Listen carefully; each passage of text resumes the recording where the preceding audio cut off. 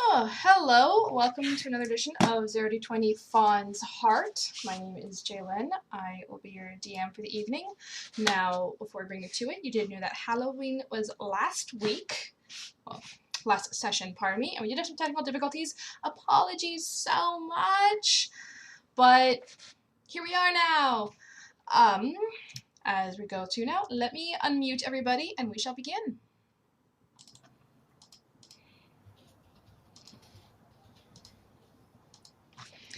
Hello, everybody.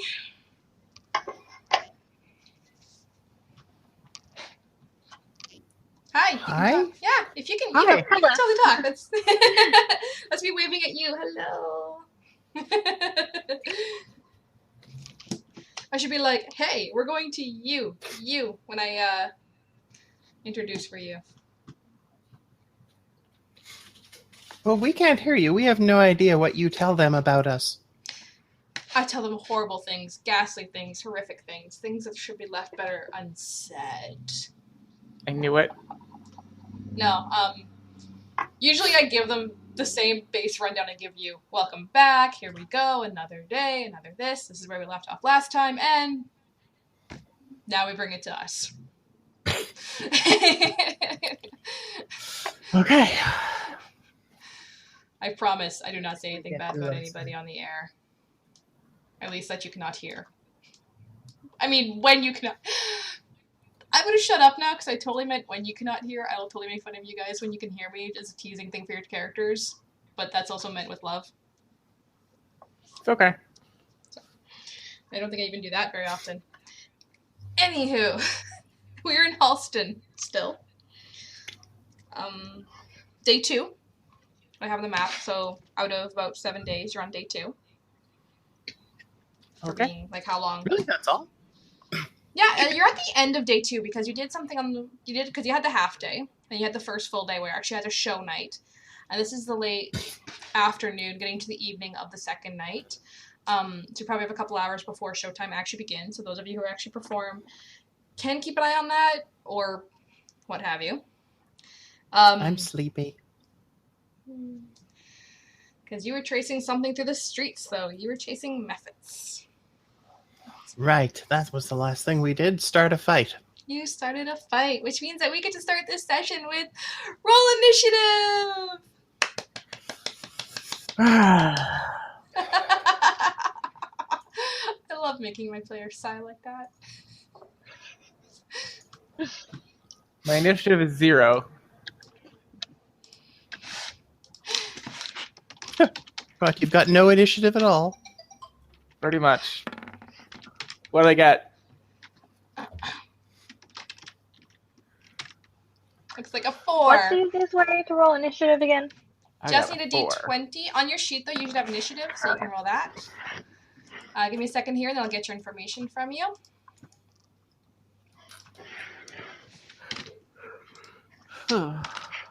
First combat with this character. I'm gonna die. You are not gonna die. You say that. I knows that. I'm going to do my very best to not let people die. If you end up rolling shittily, that's on your dice, not me, I point out now. Okay. Who was next in line for the initiative? Who rolled? Valia? I haven't rolled at all. There.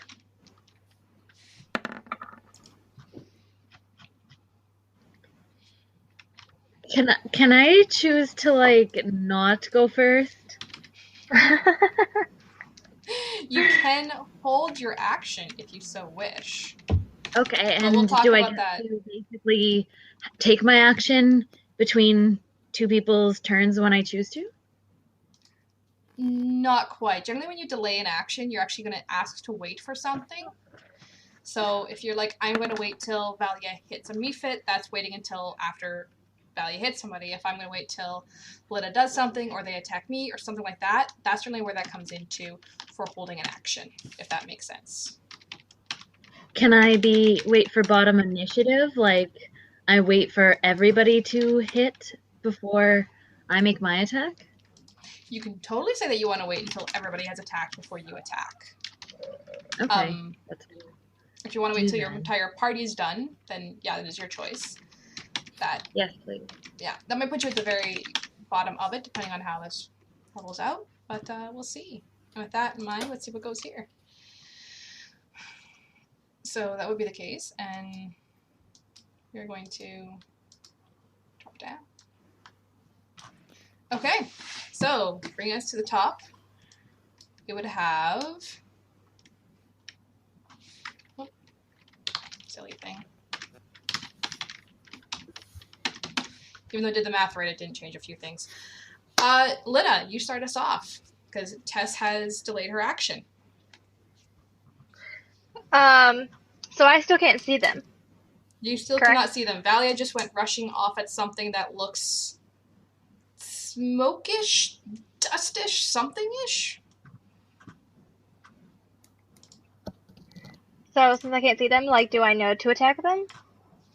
Or is my character just gonna be like roll herself and attack anyway? Roll insight. Okay. Let's see how crazy you think Valia would be, actually.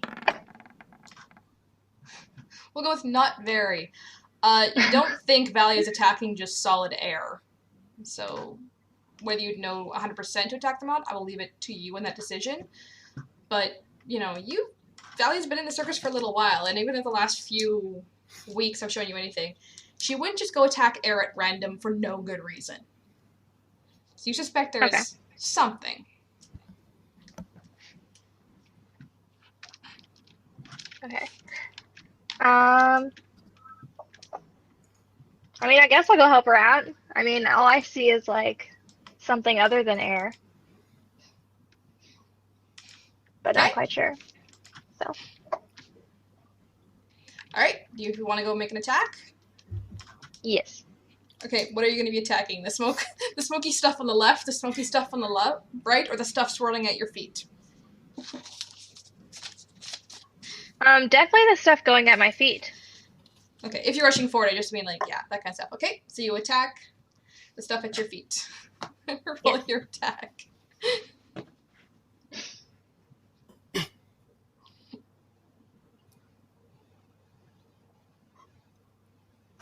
A viewer just presented the opinion that Valia is the only person on the team who wouldn't go attack thin air. That is entirely true. Well, I don't know about the rest, and for sure. That is pretty true.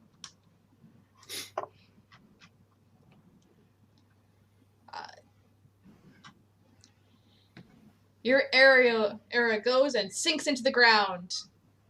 You don't think it really did anything, though. Or your bolt, I should say, sinks into the ground. It's, you know, kind of slightly ahead of you. You don't think it did anything, though, against what it is. Okay. First, Mephit... Now, you do hear a little squeak, so you kind of realize something is there. First Mephit comes up. The one that just got an arrow apparently aiming for it will attack the person who rolled that arrow. Lidda, what's your AC? My AC, 15. It hits.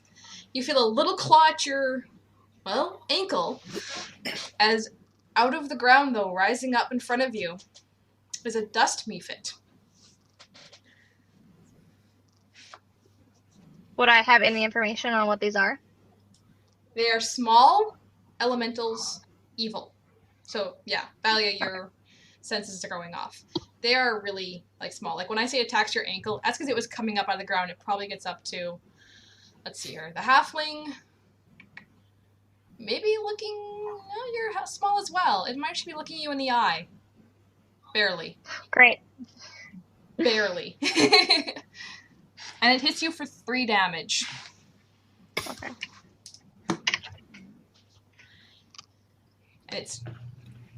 The Mephit itself chitters angrily and in frustration.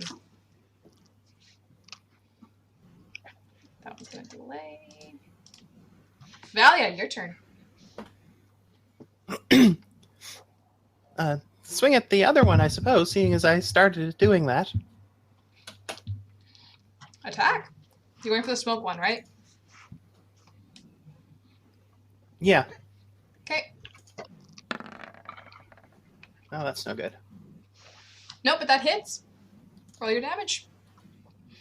You swing and you strike something, and even though it doesn't look like a solid being, you strike it true.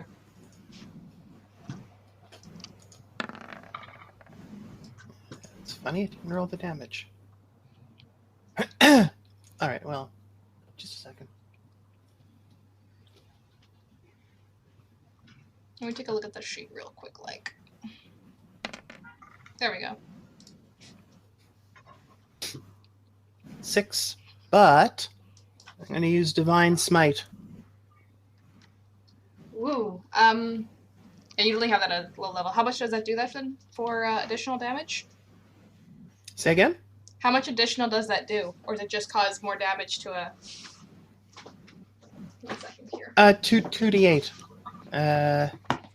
Radiant damage. Let me just look it up real quick. Like, I play a paladin, you think I should know this automatically, but no. It's 2d8. I wrote out the rules for Divine Smite on my character sheet. And that's for evil things, right? That's for anything. It actually doesn't specify. If it's Cool. undead or a fiend, it gets even more damage. That's actually what I was checking out, because I thought it might have gotten more, but they're not fiends. Okay, roll your 2d8, please. A further 6, so that's a total of 12 points, half of which is radiant. Nice. And I've used a spell slot. You lose your spell slot. Well, the smoke thing in front of you gets way more solid as it screeches in pain. Little glow of light bursting through it as your quarterstaff hits it true right across its midsection. It reels its head around and faces you solidly. It is paying very good attention to you now.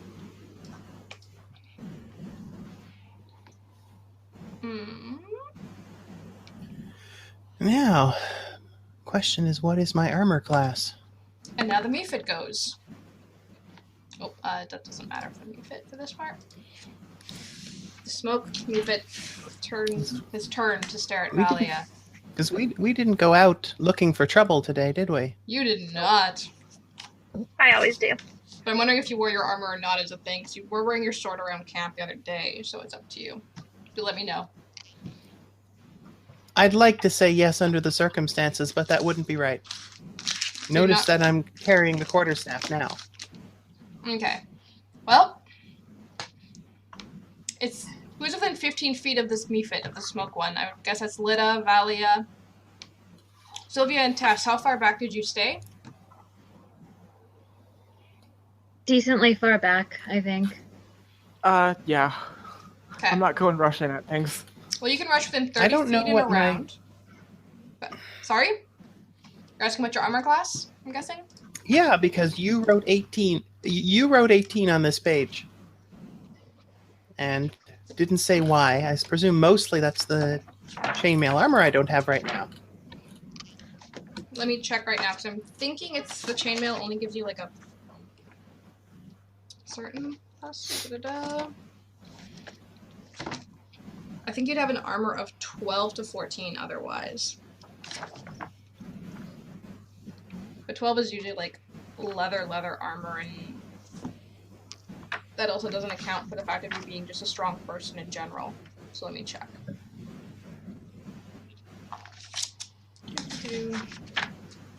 That's the wrong page.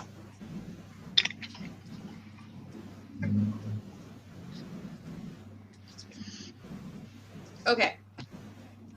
So you would be at, because SFL takes count dex and not strength.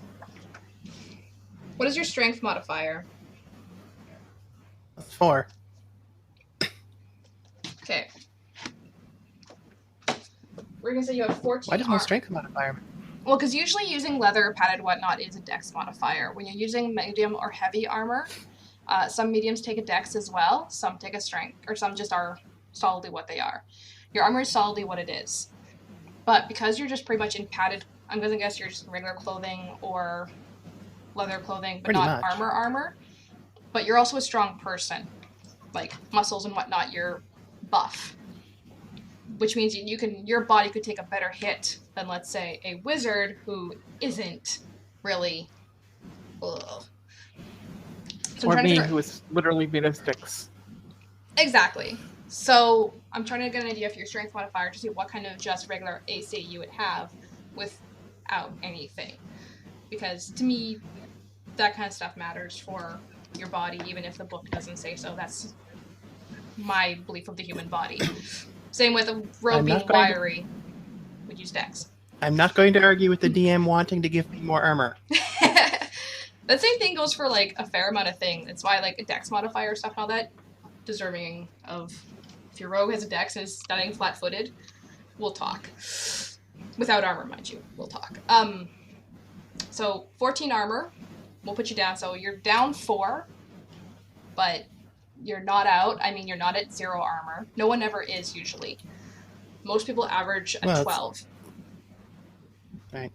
So if you're at 10 armor, usually that means you're a mage, and oh my god, you're a squishy.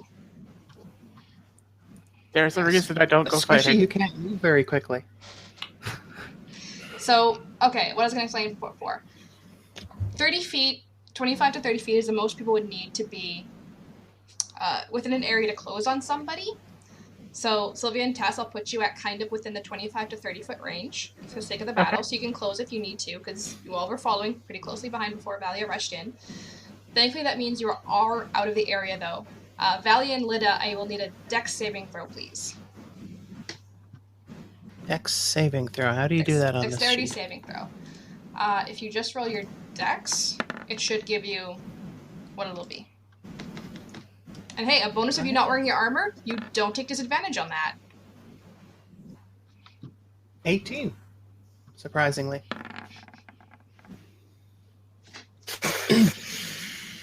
Ouch. No, look at her actual save in the chat. So that one said dexterity save. Okay, what's the She difference? actually has it as a saving throw. So if your sheet has it saving So she's got a different sheet? Nope, she should have the same one. Let me check your sheet again though quickly.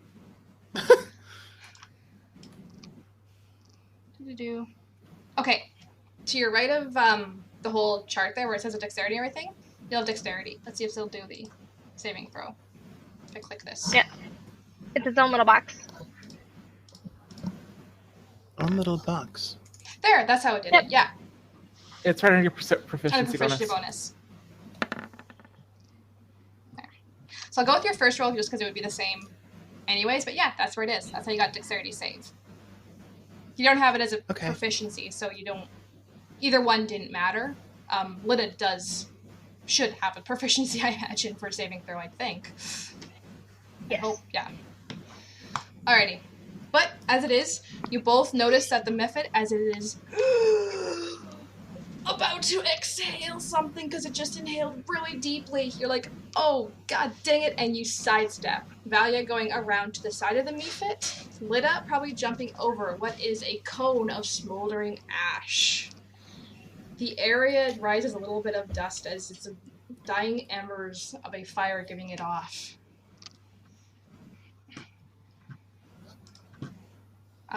Perception checks really quickly, please, from everybody in the area.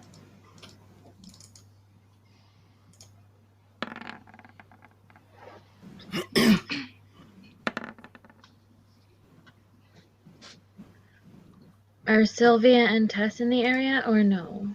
You're still in the area, yeah. You're count close Okay. enough that you could do that.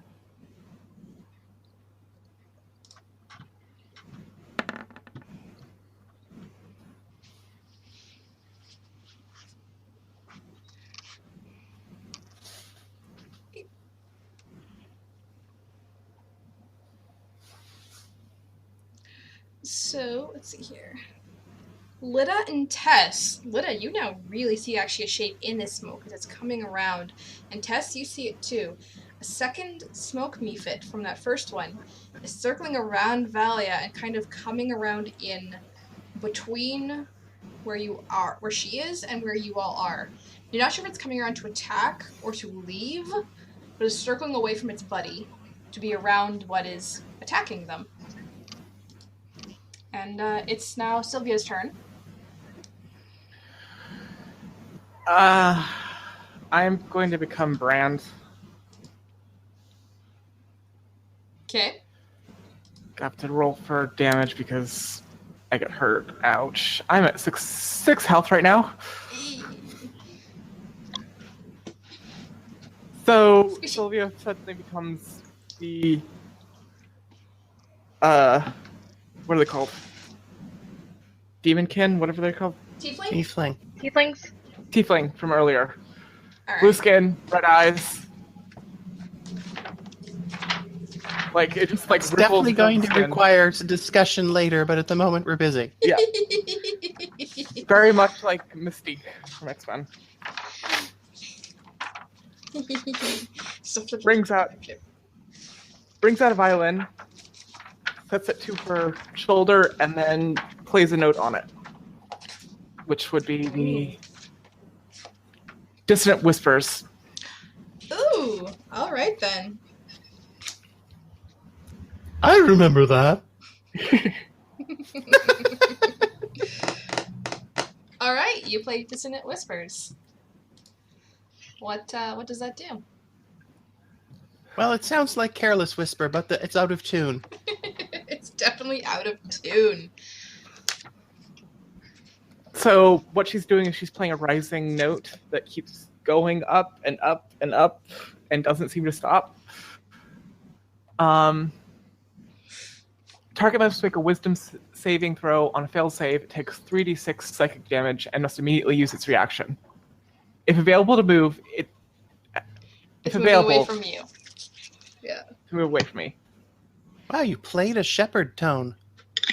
Yeah. No, away though. Away. Yeah. Get that away. All right. Which one are you directing it towards? The one that just fired the cone of ash.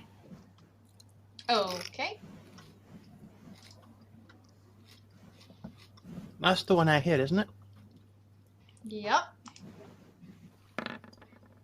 It's the one I can see clearly. I can't see the second one. What is it? What is it saving against? Wisdom. What's yours though? Like, what is your Oh. saving? Attack. I don't know. Hold on.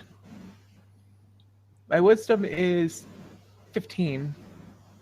Do I have to roll? Don't bards use charisma?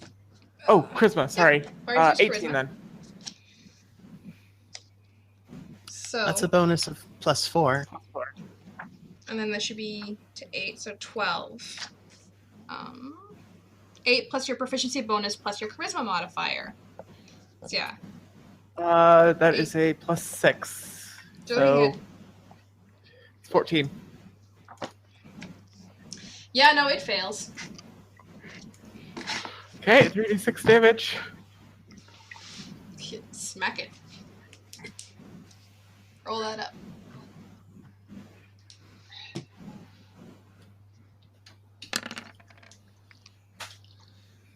Seven damage. That thing does not look well. It certainly doesn't look happy by any means.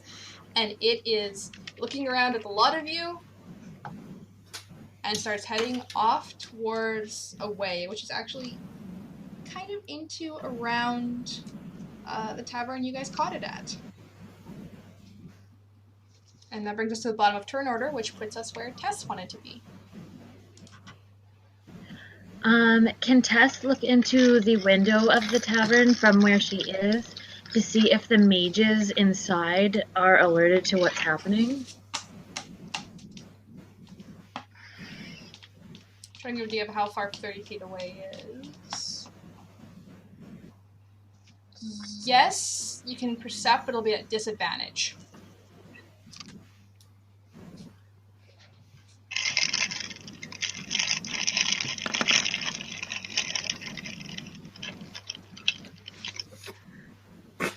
Unfortunately, you cannot tell if the mages that are inside are alerted to what is going on outside, or if anyone in the tavern is actually alerted to what is going on outside.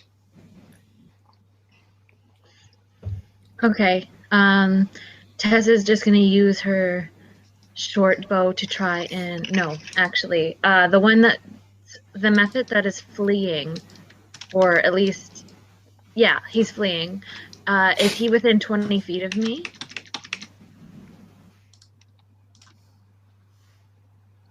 Yes. Okay, well then I'm gonna shoot him. Okay. Fire at will. 7. Your arrow goes flying back the little running Mephit and strikes into a wall to its side. And we saw the smoke Mephits coming out of the fire at the Common Princess Tavern, right? I believe that was one you were investigating last session. It was the troll. Was it troll then? It was a smart troll, I believe. And you guys haven't been to the Happy Phoenix? I don't believe so. Okay. Just tracking which Well, one Tess you will. have or not. So yeah, they came out of the fireplace at the smart troll. The place you were just at. Okay. She's gonna use her cunning action. It's a bonus action that allows her to hide. Okay. You may do so. You may roll stealth.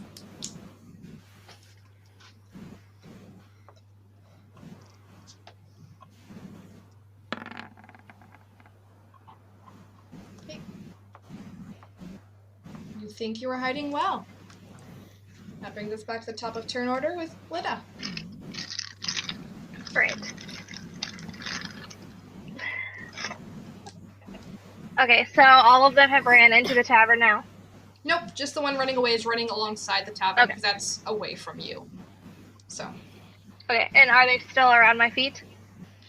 one is still kind of dusting around. Yeah, well, the one rose in front of you, right, because it attacked you. So there's one right in front of you. Okay. I want that one to go away. Make that one go away. Hopefully.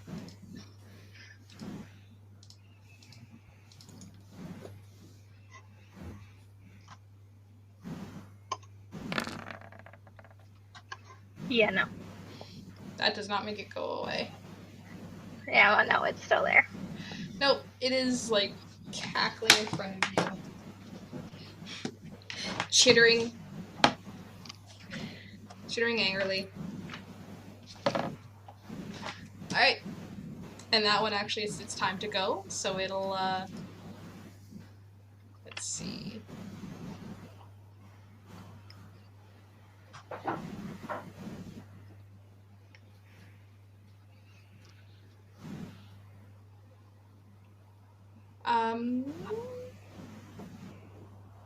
Wisdom saving throw, please, Lidda.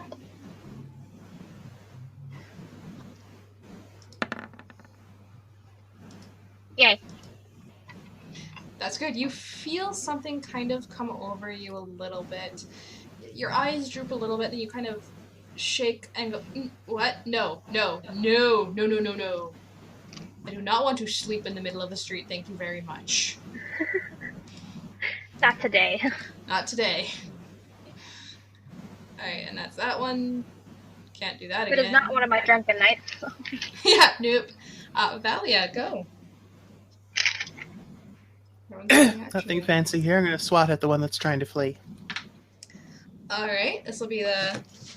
Actually, I missed that you would have gotten a reaction of that when it was trying to disengage from you, so absolutely swat at it. Those are my bad. 13. You hit? Wonder why mine doesn't roll damage. You can set But it to anyway. auto-roll damage. Let me do that for you, actually, come to think of it. I'll show you how to set that for yourself. For your quarterstaff. Oh, it's under there. Okay. Yeah. It'd be to... there. Auto-roll damage. Saved. Sorry. But in Do this this case, it's 8. That is enough that that poor little guy just gone. You have killed it. Poor little, You have smoked it. poor little elemental evil. It's a poor little innocent thing. I mean, so small. You just killed a tiny little innocent Mephit. Listen, Evil is relative. there is a limit to how much you can convince me something's innocent when I'm standing here and it's making all of my divine senses go evil, evil, evil, evil, evil, evil, evil. All right. With that though, I mean, it's not even your basic humans are dicks evil. This is your extraplanar, it actually magnified, is pure evil. Yep. No, it actually is. They're neutral Partly evils. made They're evils. With that though, please roll a Constitution saving throw, Valia. What was that? You cut out. Roll a con saving throw, please.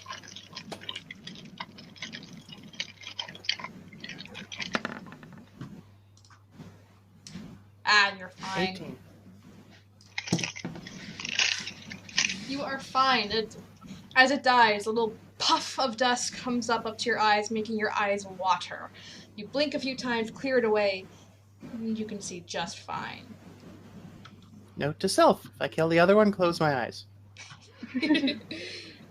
Speaking of, the second one, noticing what you have done, turns around from behind. Well, you don't get to see this, but those have seen it. Turns around behind you and attacks. I'm curious about how it got behind me when the first one did a breath weapon. I went beside it. This is the one that actually in the very first round just moved around. So the first one that you did the breath weapon was the one that was running. Yes, I know. But I saw both of them at the beginning. I'm wondering how this one got behind me. That was a stealth Not like perception. I wasn't watching. That was a stealth perception I had you go. It actually, it rolled pretty high. But it's coming to attack from behind. Its claws go in towards your shoulders, and it does nothing. You can feel it come and try and attack, but it's essentially useless. It's like, eh.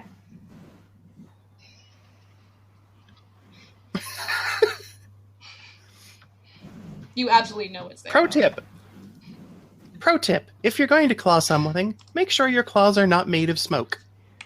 Yeah, didn't quite solidify enough. Sylvia, your turn.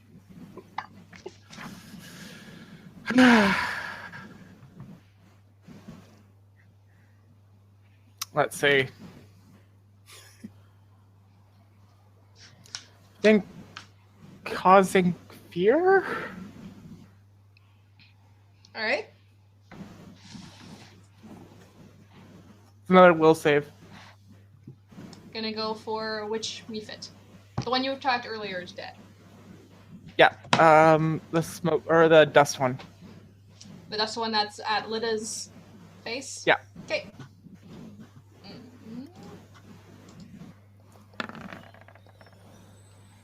Yours is a 14 to save against? Yes. It saves! Oh my god. Damn. I'm actually surprised by that. So yeah, the note changes, starts going to a dirge using a violin. That's interesting. And continues on with the battle, I guess. Question, does it affect just one, or does it affect an area? Just one. Okay. I've never seen anyone so accidentally look like an Easter bunny.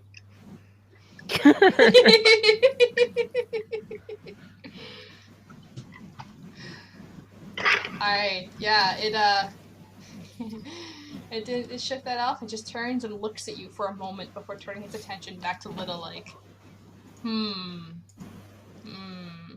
Tess, your go.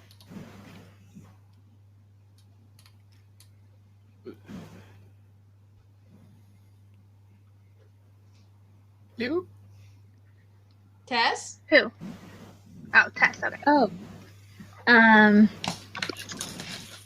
She is going to go back to the Happy Troll Tavern and see if she can put out the fire that's over there where we saw the smoke. That's a decent idea. Okay. Sorry? Yeah, that one's a few away, so if you sprint, you can probably get it in the first turn, but then you won't have an action to put out the smoke there.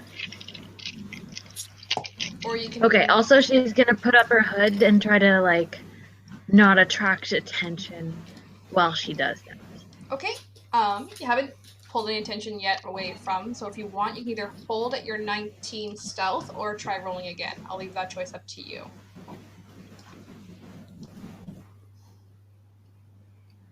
Yeah, I'll hold it that.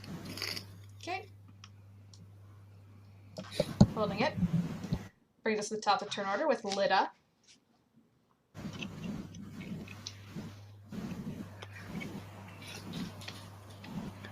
All the stealth and subtlety stuff.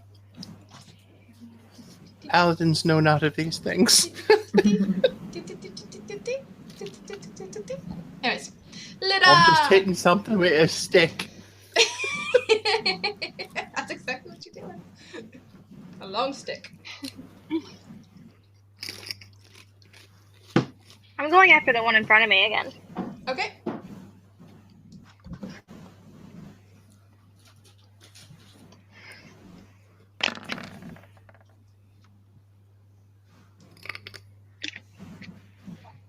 It's still there, isn't it?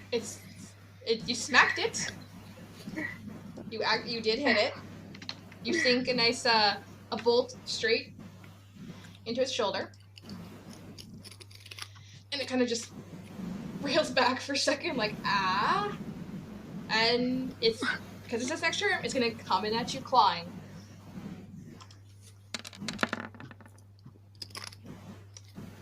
Will a 20 hit? Yes. I was going to say mod, not natural. Okay. It hits you for 3 damage.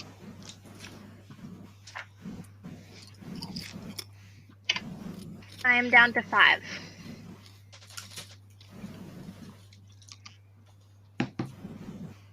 Okay. Valia.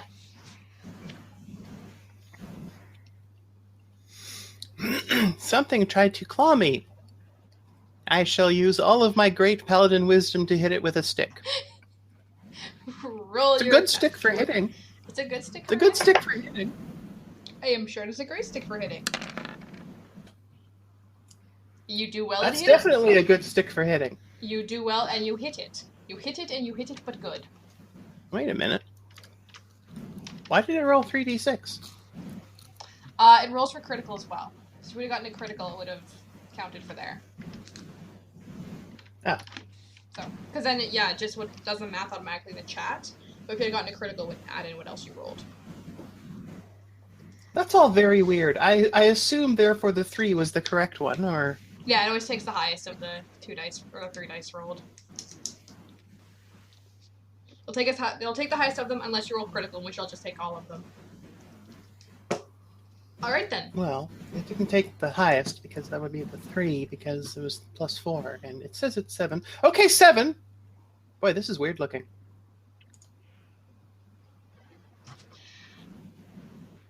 It must have taken the 3. Anyway, so the Mephit reels back after you smite it with smack it with a quarterstaff. And kind of looks around for a moment and looks at you and just kind of... Roll a wisdom save, please.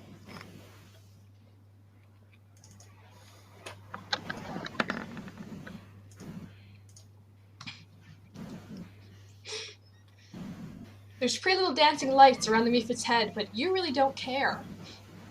I really don't. You really don't. It's got the little, like, dancey, and it's like, you're not paying attention at all, are you? No, I'm very wise. Hence the stick.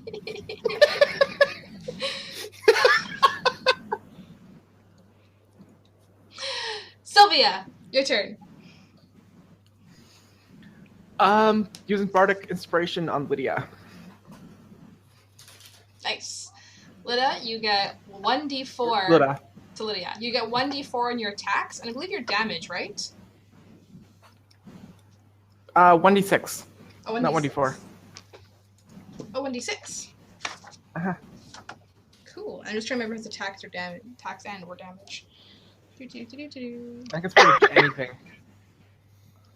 Well, for the next 10 minutes, you can add that number to one ability check, attack roll, or saving throw you make. Oh yeah, so you use it once, but you get to attack. You can either add to attack roll, saving throw, or ability skill check. Okay. And Tess, did you take your full turn to go run to the tavern? Yes. Okay, so you are at the Smart Troll. The fire is still burning in the fireplace, milling around. It is quite busy and active, although some people might be leaving. Looks like they're heading out somewhere. What do you do? Before she enters, she pulls her hood up and kind of conceals herself with her little cape as much as possible. She goes in stealthily and puts out the fire with her water skin. I'll roll another stealth. Would I get advantage at all if the people in there are distracted by their drinks and whatnot? I mean, the DC is already pretty low on that fact because you're not doing anything to draw attention to yourself, so honestly, you probably don't need advantage. So, although, are you trying to stealthily hide you pouring the water on? Yeah, going up to it and stealthily putting the fire out. Hopefully nobody even really noticed me putting the fire out. Well, they noticed. But I got an 18. They'll notice the fire going out, but not you so much. I mean, it's kind of the fire. Well, the fire doesn't quite go out. The fire fizzles a little bit. It wasn't really low burning. Wasn't too high either. So it's fizzling. It's lessening. It's not fully out yet. You've lowered it by a lot. I mean, but one little water skin isn't such a big deal. You're gonna get some attention from doing that part. Yeah, it's like Valia saying though. People are gonna look over and like, oh, that's kind of weird. Yeah. But what you're doing with the fire there and whatnot, some smoke starts rising up out of it. And because you're making a lot of smoke with your water. Oh, snap. Lidda, your turn. Okay, and I can use that 1d6 for Attack, saving, rolling for ability. damage. You cannot. It's Okay. only you can use it once. I'm sorry, I was confusing it with bless. You use 1d6 once for either an attack roll, saving throw, or ability check. Okay. It's for 10 minutes. You have it for 10 minutes or 60 rounds. Okay, I'll save it for now. Attempting to shoot the one in front of me yet again. Okay. It hasn't charged closer to you now since that, so probably for the best. Oh my god. Wow. The dice don't like you as much Yeah. as the dice doesn't like me. Yeah, no. Your bolt goes wide of the little thing again, and at this time it actually laughs a little and comes in closer to you. Because I think you have to have at least some range to do a short bow shot. And takes the swipe, because it may as well.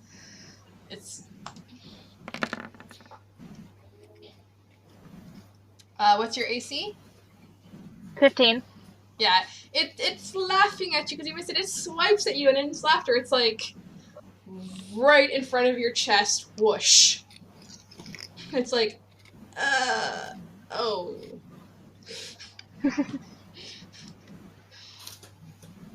Valia. Am I under attack or is it smacking time? It's smacking time. Okay, let's do another smack. Same one, the remaining smoke method. Okay.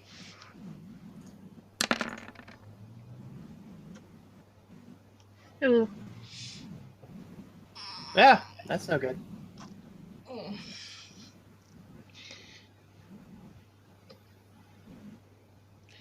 Folks, I'm going to do a strangely DM thing here because here's the reality. A, we've had like 6 sessions of actual Fun's Heart without me ever giving out inspiration. B, these people make me laugh unbelievably much, and I should.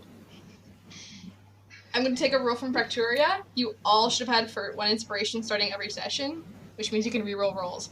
Valia, if you'd wish to use it to reroll this roll, you may. How much do we get? Wait. New powers coming out of nowhere. Sorry, it's one of the things I'm looking at that one and going, that could be an inspiration roll. Wait a minute, I've never given you guys inspiration. Inspiration is something that can be used to re-roll the d20 on skill checks, or just once though. Like, you can't keep using inspiration if you build it. No. inspiration can be given out by DMs for things. There's things that you guys have done that I should be giving out information for, like Tess running back to the tavern, actually, and putting out the fire is actually pretty cool to do. Lidda talking to the dog. Attempting to. Yay! And Sylvia pulling out, like, I'm going to change this and drop into Valia's lap. Should have all been inspirations in the past. And Abbey making me laugh just even Please out of don't character. encourage them to should have do been. that. But just, like, one, playing your character well, and two, making me laugh. Okay, I like So- this new rule. Please don't encourage them to drive Valia nuts more than they already do. Oh no, I'm just encouraging them to play their characters, which means they can drive each other nuts, and it might still reward them anyways.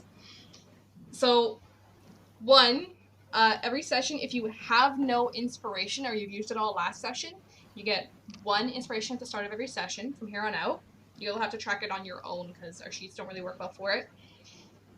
2, because of last week and the last session and the session before and the funniness of some of the things that came there from acting your character, I am going to reward an additional inspiration to all 4 of you for that as well. So you have 2 inspiration at this moment. You can use them to Yay! re-roll a d20 from any d20 roll. So attack, saving throws, skill checks, even death saves. But the thing is, you can only use it once. So even though you have the 2 inspiration, you can only use it 1 time per roll. Right. So if you mess up and you roll it and it's lower, you will stick with that lower amount. All right, so basically, every inspiration point is worth a better lucky than good. Mm-hmm. There you go. And under the circumstances, I think I'll take your offer because why not? There you go. I realize this now. I will admit, I am not always 100% organized, and that should have come out far sooner than it would today. I'm just looking at now and going a roll 1 and going, Jesus, I don't want you guys to nearly crit that badly and not have some way to fix it. In this case, you went from a critical fail to an actually hit. Okay, that does it. That does hit. 12 does hit. 7 it is. Crunch. Crunch indeed. Now, the thing that interests me about that, to me, that it doesn't make sense that the critical failure didn't happen at all, but that it makes more sense that it's become something else.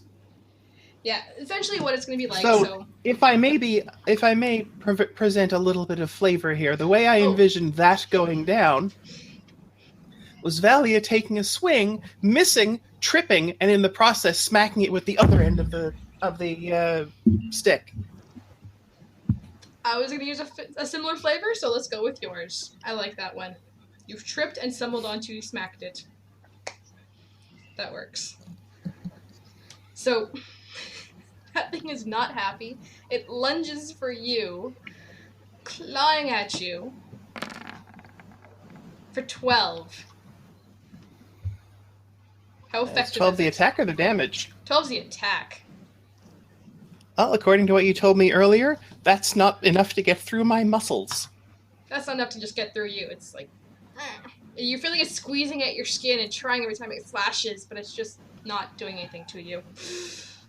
Sylvia. Did it forget to manifest or what? That's what it sounds like. It sounds like its claws are just... Sylvia. I have no idea what to do now. Save me. There's something. Hello, Lidda, background man. Oh. They see you. Peanut gallery. Yeah. Doing dissonant whispers again? I can do that?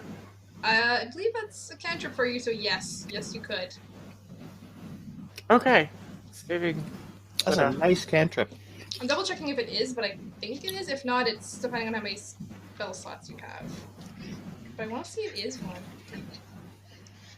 Let me just double check here. Watch me totally purge myself. It is not. It is a spell. Oh yeah, it's first level enchantment. So yeah, So you use the first level for that one. So you have another. If you have another first level slot, you can use it in that slot. I don't believe I do. I've already used 3 today. Distant Whispers, Fairy Fire, and Cause Fear. Alright, what do you have So, for your cantrips?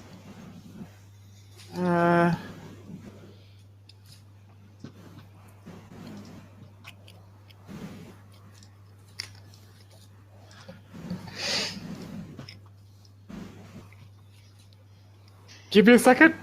Yeah.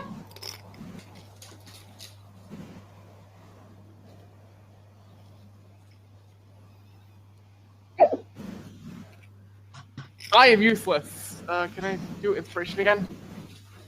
Pardon? Can I do Inspiration again? You can. I think I can. You can give it to Valia or...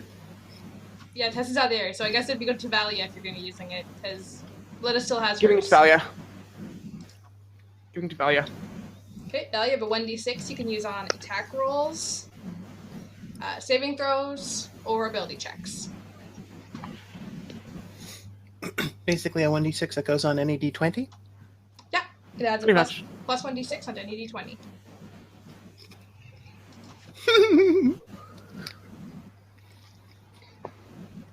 That giggle was because Saralynn was nodding and it made the ears flap.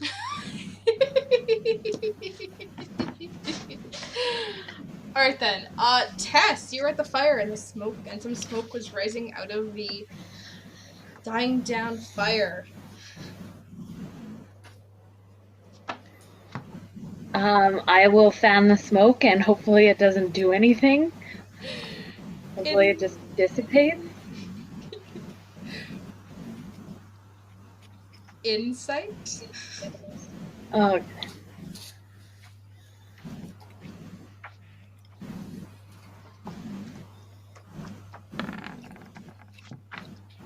Yes, I for sure know what's going on with that smoke. You for surely do. It is just smoke. It seems like the Mephits maybe weren't quite, like... They use the smoke of the fireplace to hide in easier, but they're not actually a part of the fireplace itself or the fire that was burning in it. It just helped them hide in the tower and spy on everything. Okay, she will go back to where the party is and just kind of stealth on up, but use her entire turn to try to get it back over there. Yep. That's exactly what's going to happen, so it'll take you the turn to go back there, and with that, turn order starts back at Lidda. Okay. So how would I use my 1d6 as for my attack roll? So you roll your d20 and you roll a d6, and you add the two together, and that would be your attack number. Okay. Okay.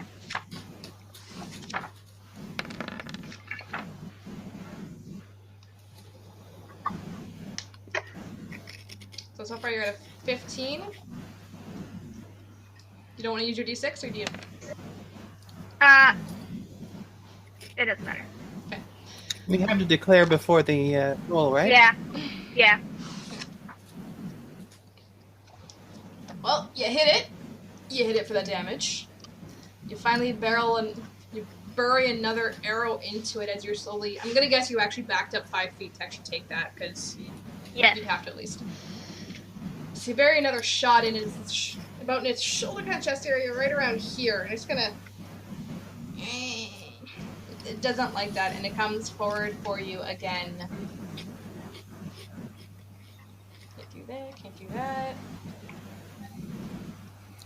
Actually, no, it doesn't come forward. It takes another step kind of back, but in doing so, it's taking a step back to go... Roll dexterity saving throw.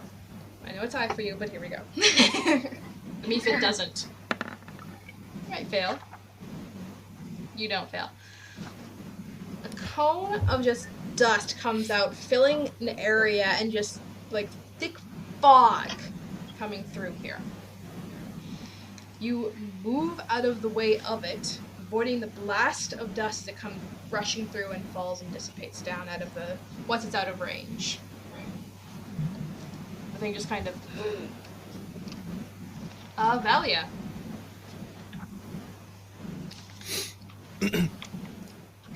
feel like I should be more creative right now, but don't really have that option. But I will use the inspiration to smack the thing. Smack it.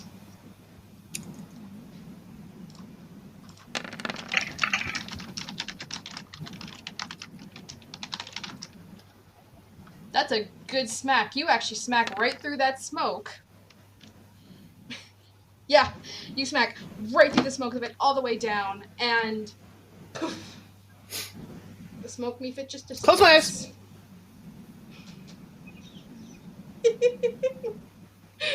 I don't know if I should make you roll or not, but you know what? Roll Constitution, please. At an advantage because I remembered? You can have advantage because you know what's coming. Yes. Alright, that was Constitution, did you say? Constitution.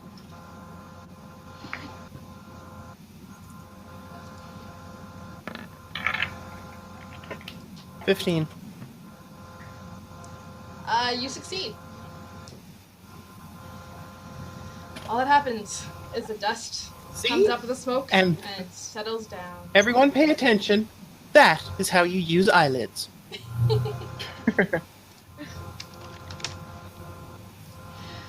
Alright, that takes us to Sylvia.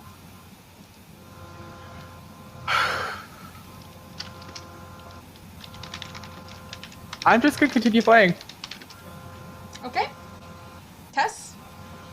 I'm setting background music to a marching funeral dirge to the fight. Oh, it's a funeral dirge? It's not like the fight music from Star Trek? Sure, why not? Oh.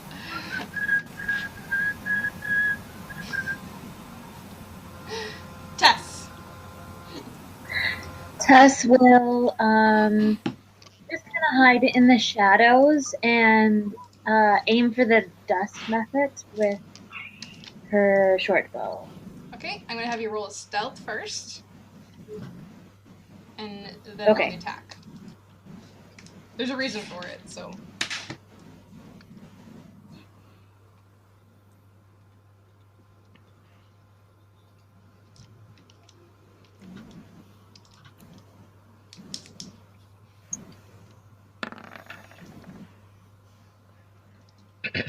Alright, and now roll your attack.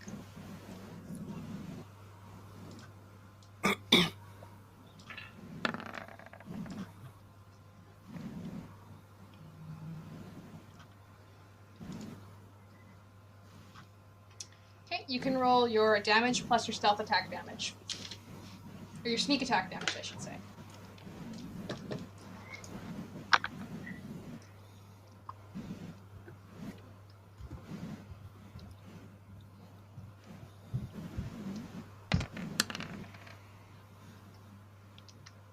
Eight. Alright. The dust Mephit in front of Lidda takes another arrow to its side and just kind of hits its knee. It's not out, but it's certainly not looking well for the least. Lidda, you have a kneeling dust Mephit in front of you. There can be only one. Exactly. I'm gonna try to take it out.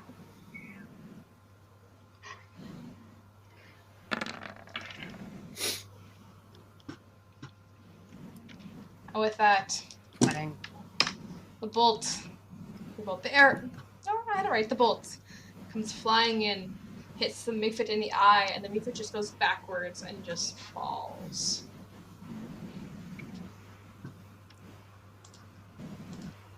There's no one left around you. The dust settles. Oh, I should say though, I'm gonna need you to roll a Constitution saving throw, please.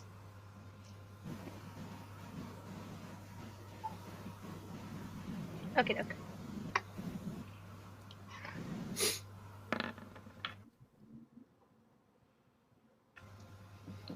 Yeah, no. As the dust Mephit falls back, hits the ground, and a puff of dust bursts up around it. and into Lidda's face. You squeeze your eyes, but unfortunately it's not enough. It's already there. You are. Damn it, that's not how you use eyelids. You are blinded for only 1 minute, though. You'll probably be like rubbing at your eyes and washing them out, but it's only for a short period of time. The battle is over, though. You may exit initiative, and you have the street to your area.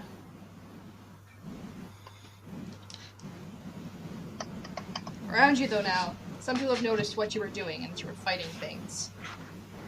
Now that you're out of battle, you notice people from the nearby inn, the tavern that you're in front of, step out, looking at you.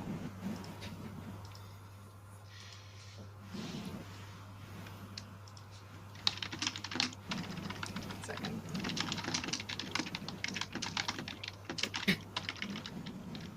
Tess remains in a hidey spot if you want me to make another stealth check. That's up to you. If you wish to stay at 14, though, that is your choice. Is everyone okay? Lidda? Tess? I'm at Wait, 5. what are you doing here? There. Brand is trying to sneak away into the crowd.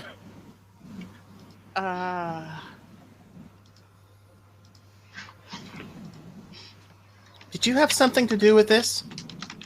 No. Did we see her change? You two probably didn't. Tess probably did. Okay. Yeah. Okay.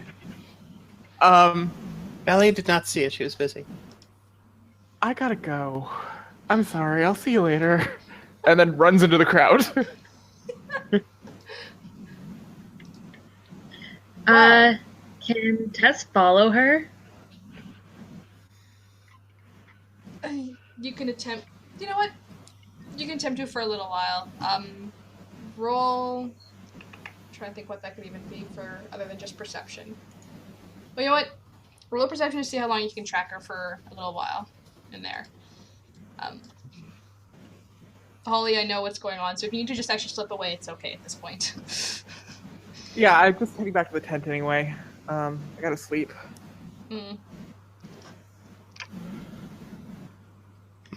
We shall see I'm you getting next time, reports hopefully. that there are some problems with the Twitch stream.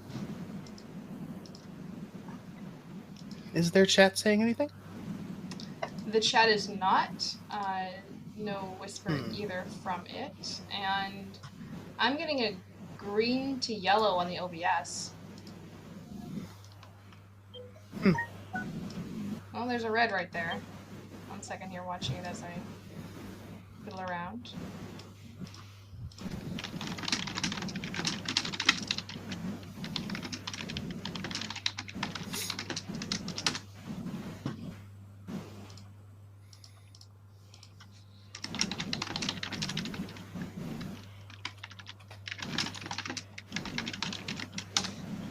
Okay, I'm gonna drop out now, so, having fun. I'm sorry, I'm gonna leave.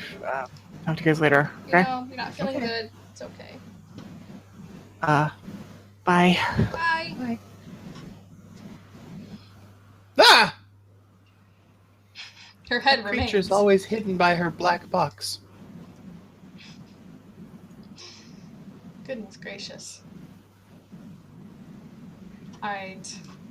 Well, hopefully she feels better. That's unfortunate. Hopefully we're having stream issues.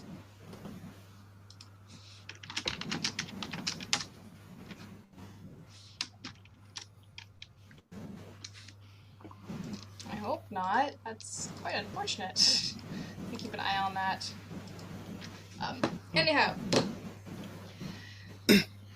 For the sake of following, for Tess, you notice that Ben comes around a little bit, goes to the crowds, swiftly moving away, and heads back towards actually the Carnival of Faun Heart. If you continue following him there, do you?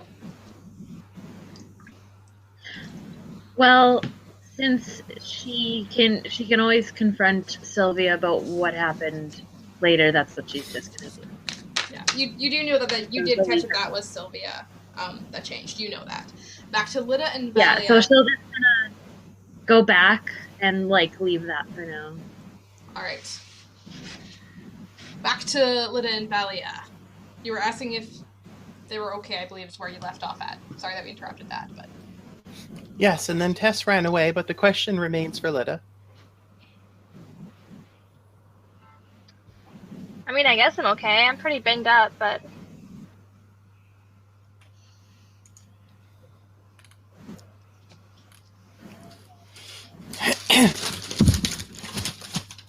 Do you need healing? I mean, if you promise not to, like, make me turn purple or something, then sure. Pretty sure she's gonna use the paddle. Why Probably. did you turn purple? Mixed up herbs and whatnot. Yeah, exactly. I hear your workstation isn't very tidy.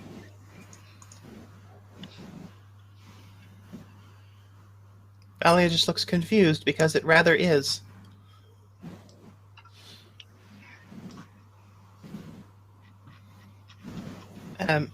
Well, For some reason, I don't seem to have the rules in front of me, but as I recall, for lay on hands, it's 5 points, right? 5 per level, yeah. So if you're at level 2, you get 10. Awesome. So you can lay on up to however many you want, though. So, like, you can choose to lay on 5, you can choose to lay on 3, you can choose to lay on all 10. That is your choice.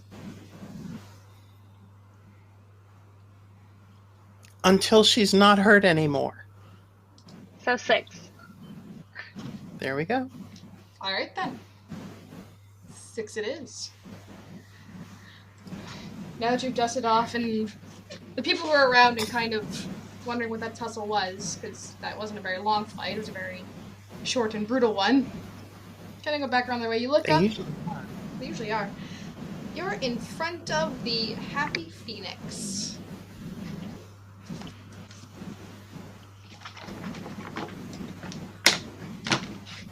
Just a quick refresher, you came from the Smart Troll, which is where Tess ran off to.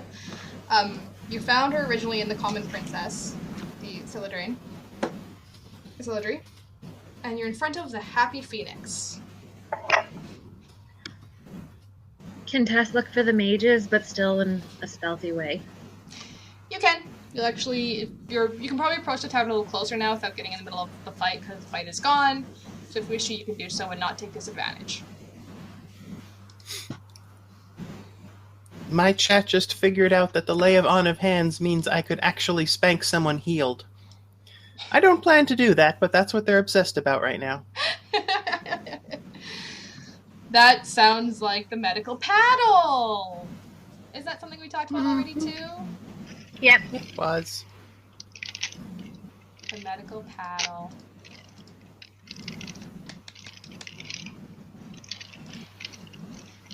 So there.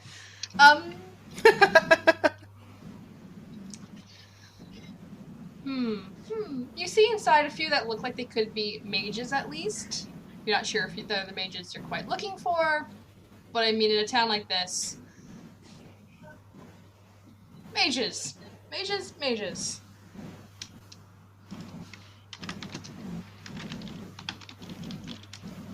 Is she kind of robot-y for anybody else? Yes. Yeah, a little. Ah, damn it! No, technical difficulties, you will not... Oh, it went red.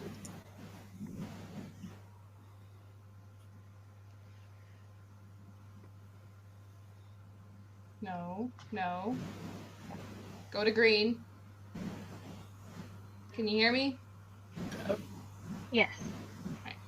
Well, on the plus side, outside of all technical difficulties, we have found a new internet service provider in our house that we will be looking into getting as soon as we talk to Tess about ending our contract with them.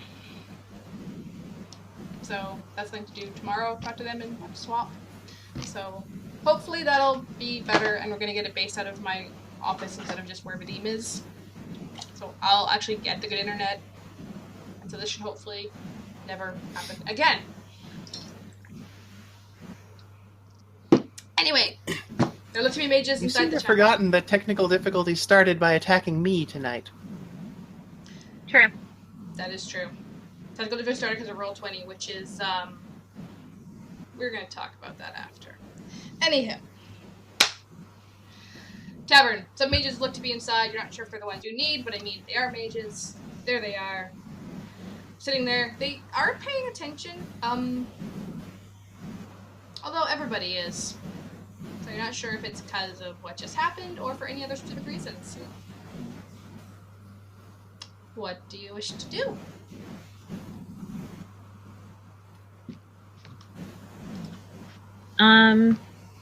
Tess will just kind of stay blended in. Okay. Valia and Lidda, what do you wish to do?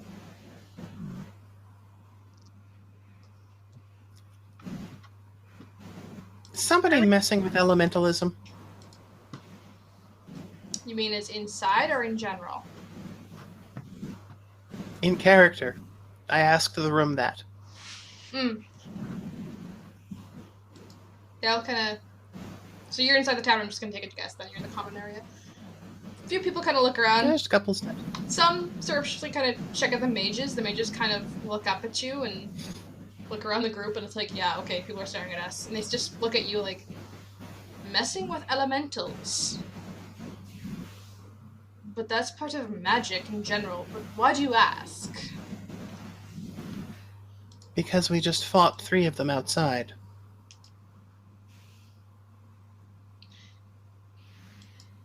That is a surprise and a shame.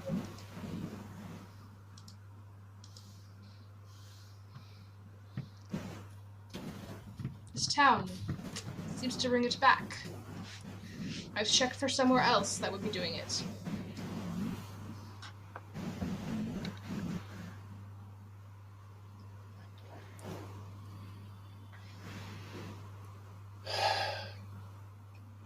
I'm very tired.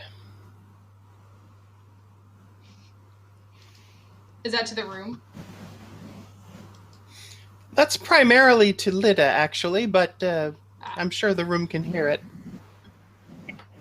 Lidda's just kind of staying back, listening in on Valia's conversation and like the conversation of people around her.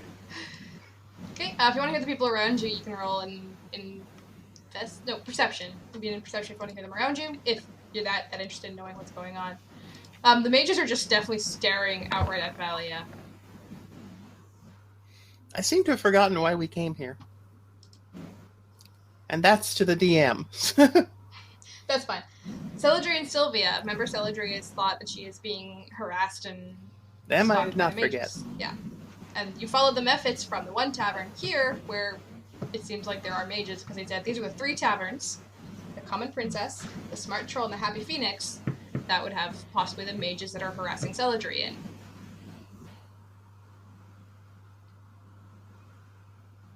What were we supposed to do when we found them? Strong arm That was tactics up don't to suit. you. We're also supposed to be, like, investigating what the mages can do, I think, as per Limamel's request. Yeah, because remember, after Halston towards Crestwood, she can't see what's going on. And it could be the mages. I believe you talked to her about someone it. can summon Mephits. Yeah, I believe you talked to her already, so I believe it actually is something that she did tell you, that it could be the mages causing that. The mages out of Crestwood being a part of it. So if you found Crestwood mages here, they could be questioned. As for what Lidda overhears, there's a bunch of whispers about the mages at this point, because if anyone is playing with elementals, they must be the ones playing with elementals, because they're kind of mages. And the whispers are kind of have that level of, like, slight fear to them, like they're really trying hard not to say something loud enough for them to notice or hear. People are kind of scared. Of the mages? A little fight just went outside. There's someone sitting here that just, like, smoked 2 Mephits, whatever those things were, and the mages are kind of getting people uneasy.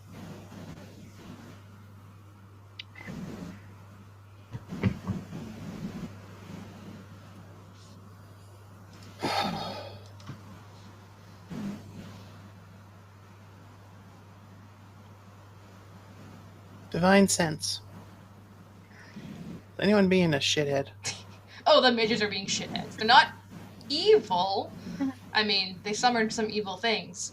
they're not, but you definitely get some little thing off them. Yeah, you can measure the shitheadedness of them. They're not exactly nice people. The one just staring at you smugly, though, is like... If there was a spike in your divine sense, So that guy, that's where it is. They're not necessarily evil, but they're measuring at least a couple hundred milliskrellies. Yep. The one in front of you, maybe a couple hundred more than the rest.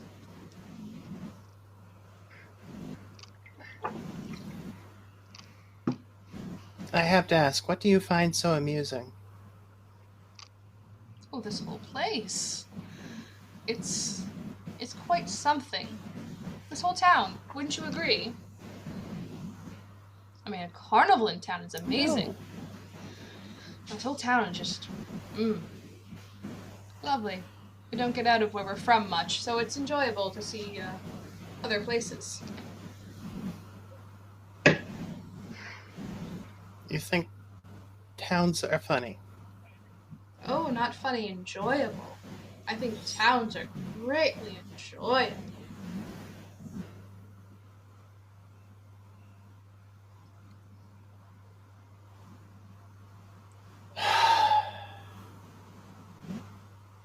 It's really hard to pull off serious face with panda head. Yeah. You should try it with a bunny. It's quite distracting whenever you drink your drink.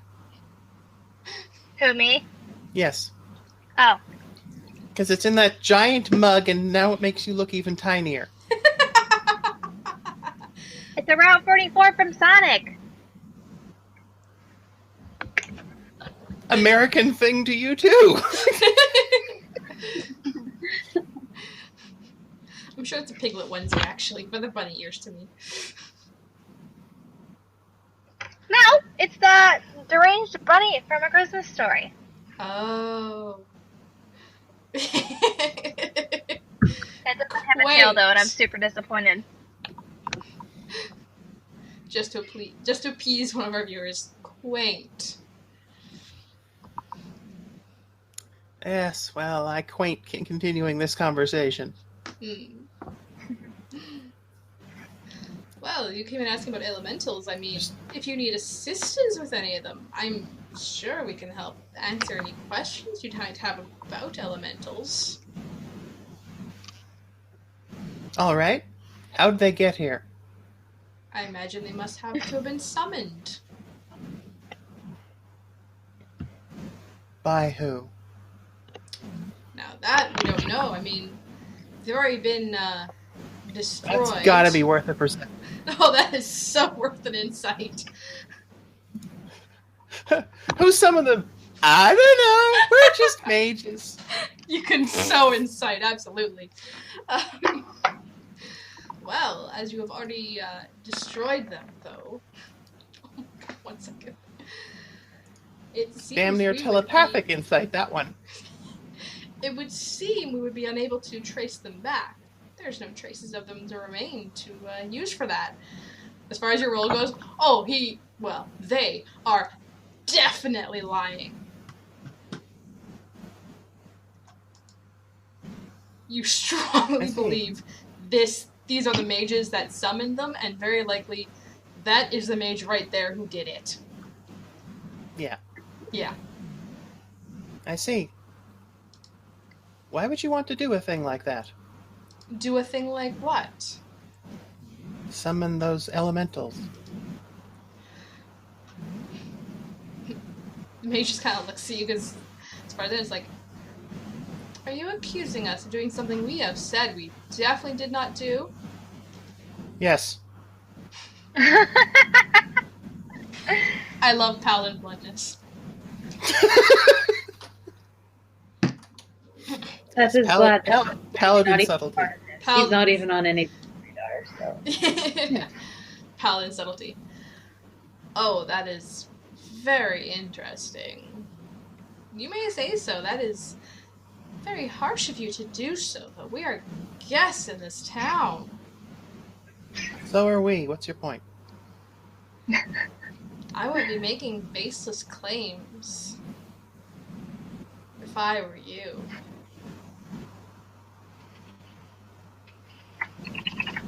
Where's your guards? If that is the case, if you have truth of that.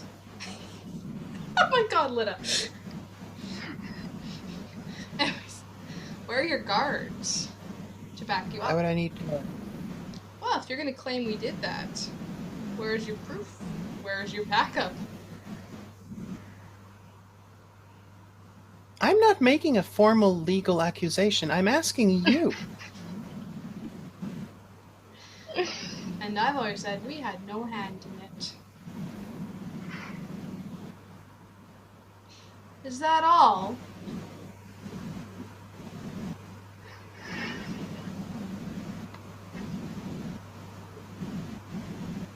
Yes, I suppose it is. Mm-hmm.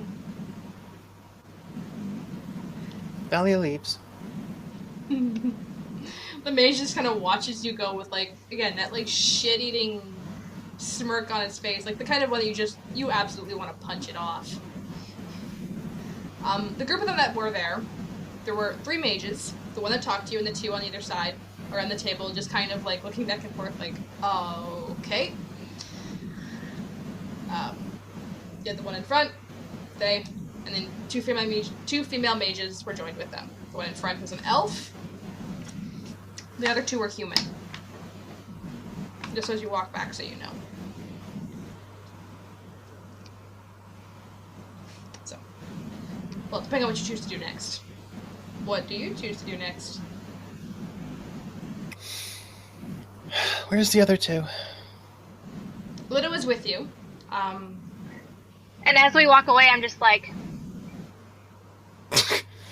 Nice. Nice. The mage just kind of looks at you and it's like a little tip of the head, like, I look forward to it.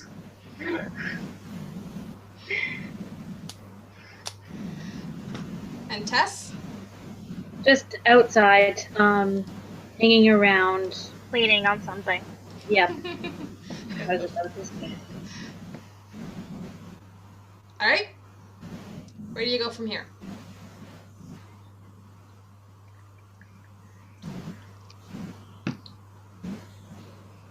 I will mention for Start stalking. Sorry, go Valia.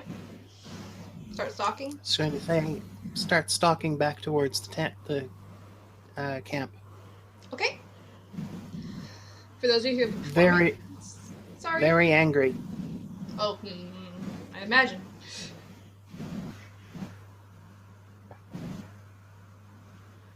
Anyone else gonna do or say anything?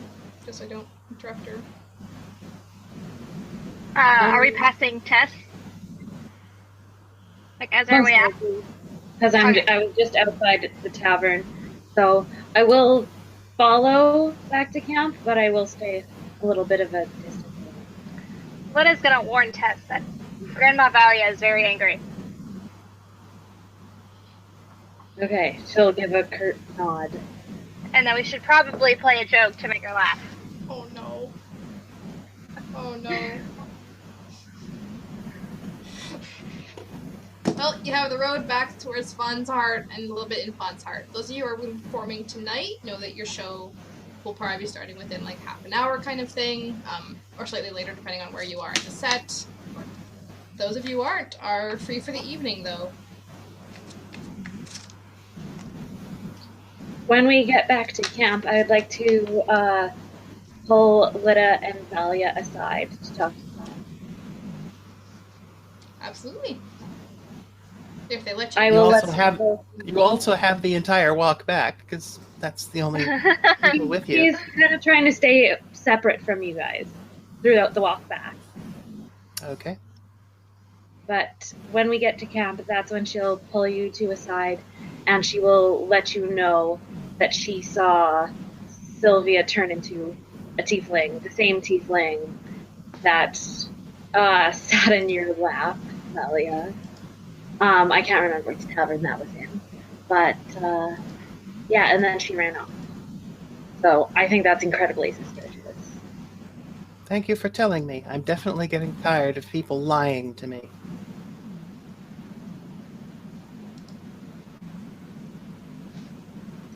I think we should report this to Langla and Limamu. I agree. Yes.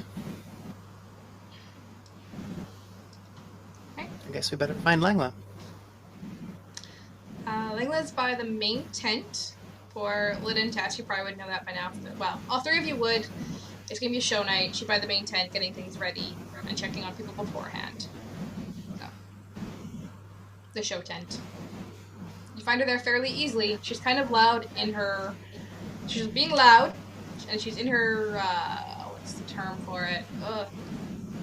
Ring mistress's outfit, which is flashy. Very flashy.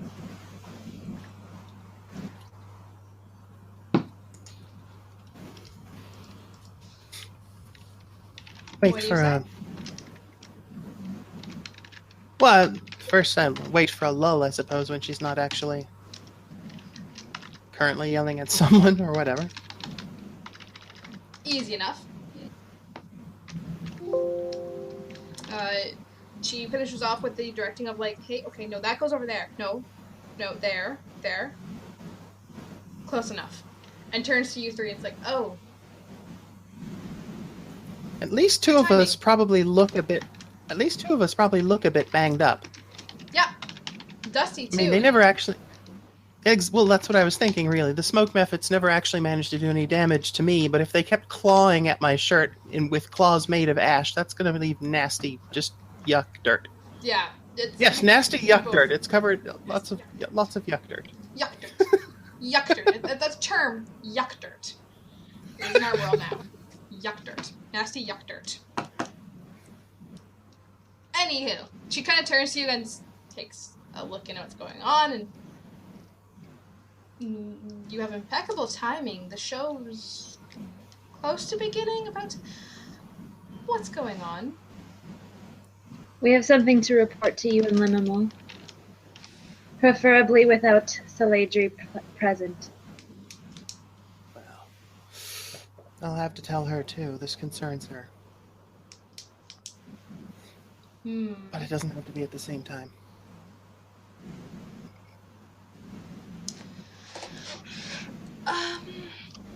Head towards her tent. I will meet you there.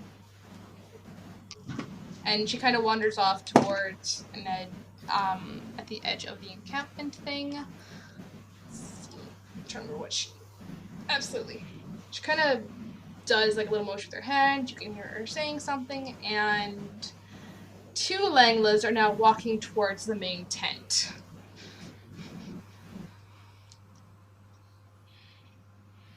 Wow. She must be beside herself with excitement to hear our news. Just made the rule. Inspiration.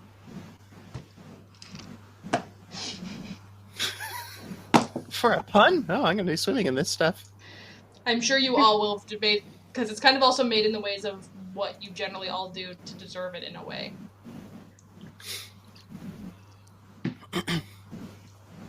Anyway, that done. We'll do as she asks. Okay. On the way to the tent, Tess will ask Valia to not tell Saladri of anything until we have let Langla and Limamal know and basically ask what they want to do with this information. Oh, very well. Thank you. Okay, you get to the tent. You are welcomed inside. There are no drinks waiting for you, no teas, nothing like that. Saladri just kind of looks to the three of you. Saladri? Or not Saladri, pardon me. Salimi. Lemon. That funky name. Lemon melt. Lemon Melt looks at you three. There are no drinks here, except her. Except for her. She's the only drink here, Lemon Melt.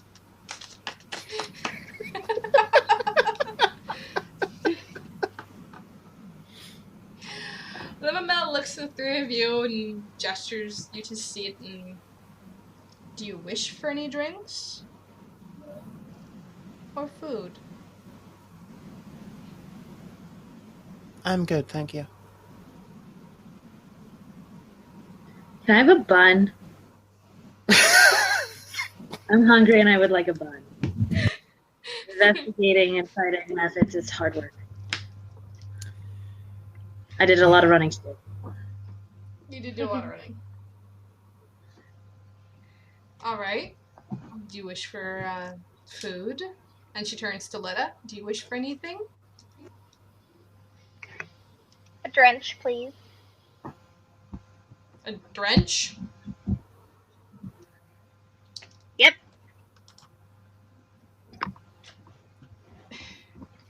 The DM is going to ask you, what is that? A drink. Okay. Good to make sure. I was hoping you were going to be asking, like, you said I can have something? A dragon. No. I was sort of figuring she was going to end up with a bucket upended on her head. Want to be drenched? Well, all right. That's what I was asking. It's like, a drench? Is that like a shower? Thank you. Okay, no, she goes to where you think her like kitchen back area is and starts preparing the drench and looks for a bun for Tess. See if she can find one. It's an interesting request. She's an oracle, but I don't know if she's that good. That threw her for a loop. Damn it, Jim, I'm an oracle, not a baker. And in that time, Langla comes through and just kind of... She doesn't, like, lean against a wall because there's no wall to lean against, but damn it, she looks like she wants to. She's kind of just like...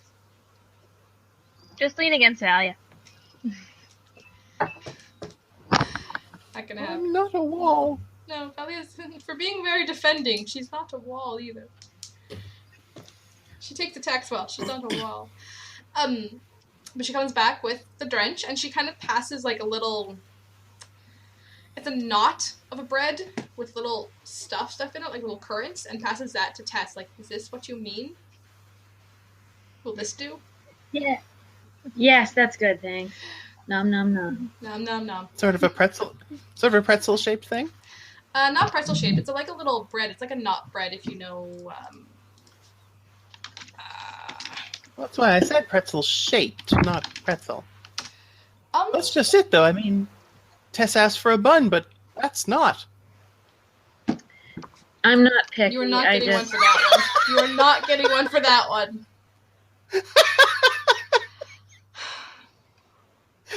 Oh, the knot. Oh, Valia. If you make the DM facepalm, no.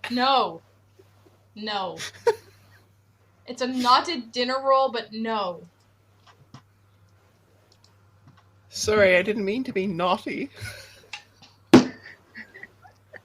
At this rate, I think you should just, like, add inspiration for good puns, and, like, anyone that you're like, oh, no, then you can deduct. I might have to for her. Everyone has their own way of, like, getting the inspiration based on what you've done that actually has been, like, awesome from me. But that's getting bad. That's getting bad. You can get it for doing amazing in-character things, too, so keep that in mind. If you're like, I'm going to try this and do this and do this. Everyone has an action, too. Everyone can pun. I mean, Tess, Ashley had some great ones in the early session, too, even with the bun and whatnot. We're making fun of that stuff, so. Anywho, back to what's going on. Encouragement, love. Let's go. Limamil and Langla are both now waiting. Limamil has, like, a nice tea and is sitting down calmly. And Langla's just... You had things you wish to say. I'm afraid we had a fight. And I'm a little bit unsure how to deal with it.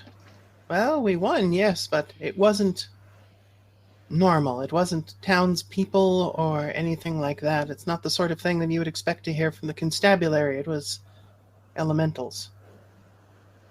Elementals? In Halston? Yes. 3 of them, small ones. 2 made of smoke and 1 made of dust. I don't know much about the creatures themselves. But they were evil. The meal kind of gets up and starts going through like some of the books on her shelf, and it's like do.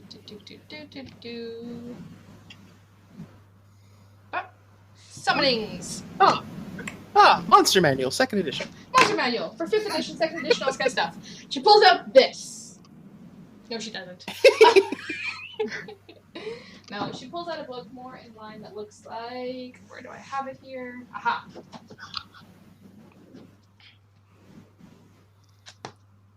Really?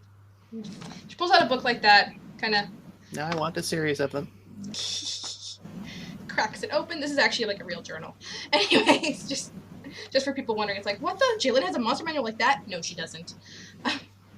Just looks so cool.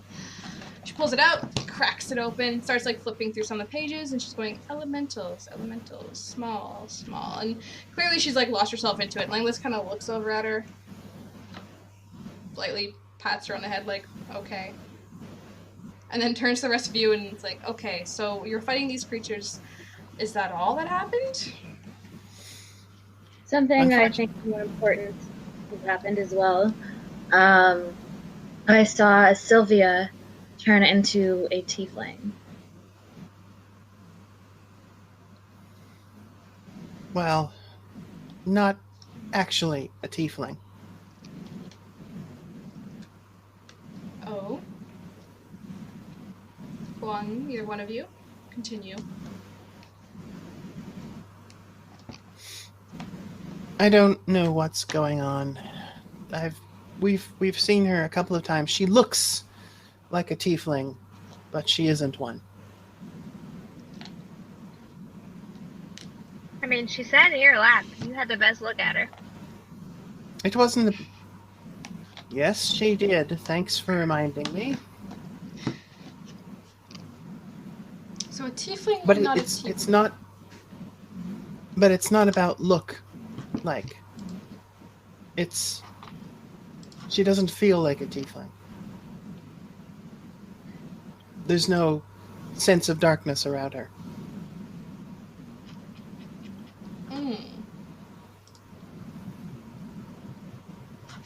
Langla looks particularly like interested in that kind of stuff. It's like, well, I do know of a race that can change its shapes like that. They're not evil, though. It is merely their innate abilities.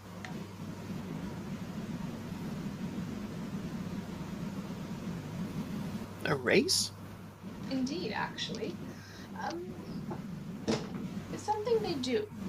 They can be another person, another race, however they want to be, simply by wishing to be so.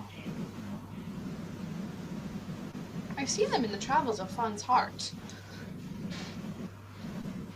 Wouldn't that be something? Indeed. Imagine whole towns of them. You're never quite sure when someone you met one day is the same person the next. You become very careful with your words, I'd imagine, around people like that. You'd never know who you're talking to.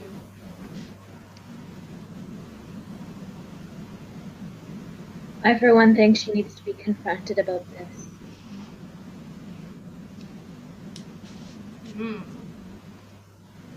That's what you three believe. Well, certainly Why didn't she can't- tell us this before? I mean, I don't trust her. What about the race of ones who change? Well, if one has the ability to do that, I think we should be told. I did not know that she could. And beyond that, they don't generally leave their lands frequently. And even if they did, and even the ones that do, usually just, I don't know, attempt to blend in, I suppose. That's what it seems like, at least. Does she act untoward toward any of you? Anything to give you worry? Sort of. Not really.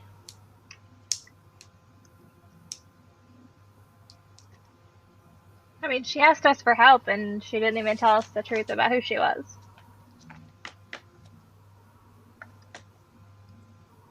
And she did cause me something of a difficulty, but then let's face it. If we looked suspiciously at everyone who did that, we would never trust anybody. Glare at Lidda and Tess.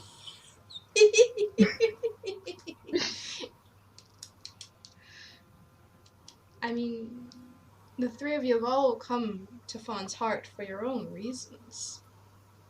You've been pulled into the family here to comfort whatever it is you wish to comfort, or join for whatever reasons you wish to join.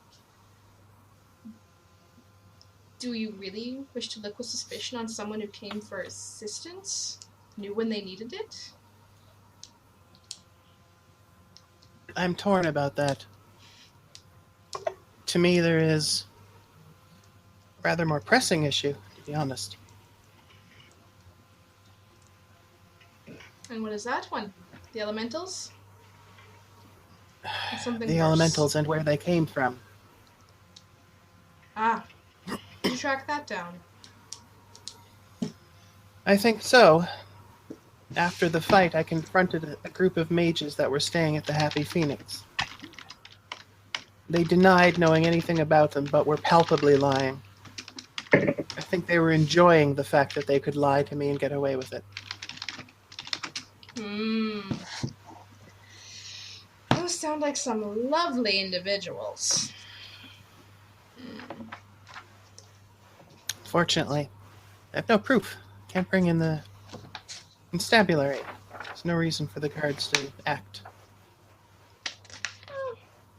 And it's not like, had they been a different kind of creature, perhaps there would have been some kind of proof with the corpses or whatever, but these just disappeared.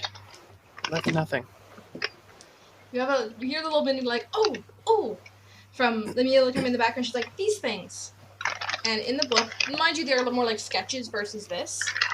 But you see these that she shows you. I'm also showing you guys, so you see what the Mephits you fought looked like. These are mud and magma specific, but same body, just smoky and dusty. Smoke one's more like that guy.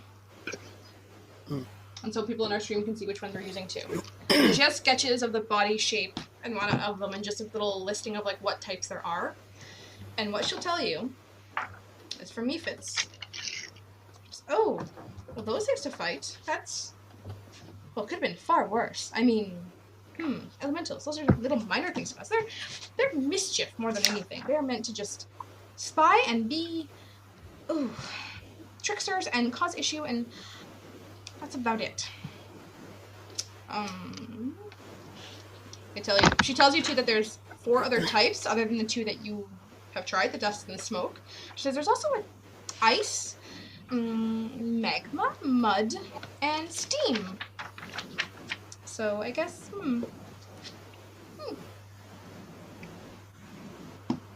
Good thing they didn't bring steam ones on. Those ones are overlords of all Mephits, or so they so believe. Might have actually conjured more up themselves.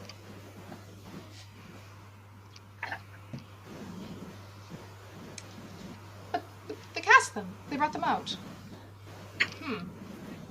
Why do you think they did that? Well,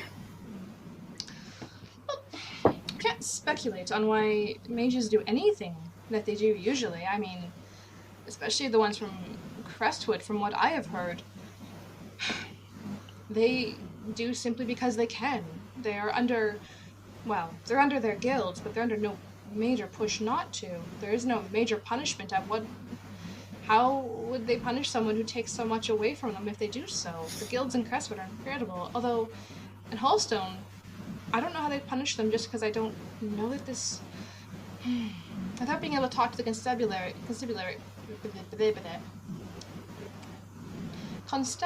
about it, I do not even know if they have a way to hold mages here proper.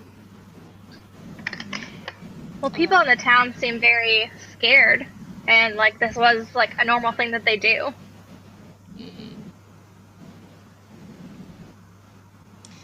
Perhaps it may be that we'll need to deal with them ourselves if they're going to be an issue. Especially to Holston itself. If they're going to summon more Mephits, or if they're going to summon more Mephits that are going to summon their own Mephits, that's a danger to this town. There may be small and to deal with in tiny doses, but they can summon their own selves, and that's concerning. Or they might even go larger in summoning if they can summon from elemental.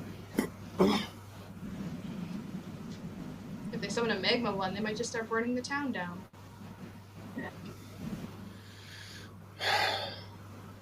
What are we supposed to do to stop them? What we always do. Make no sense and drive me crazy? Absolutely.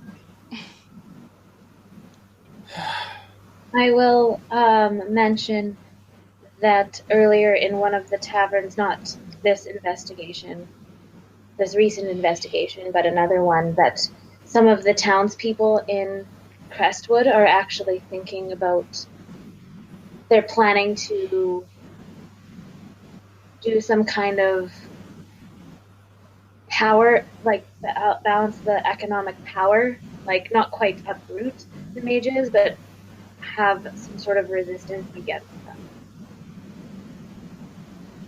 Interesting. Like what, an anti-magic guild? I didn't hear any of their actual plans, just that they intend to do something. But they do have something to work against the mages. That might be something to consider.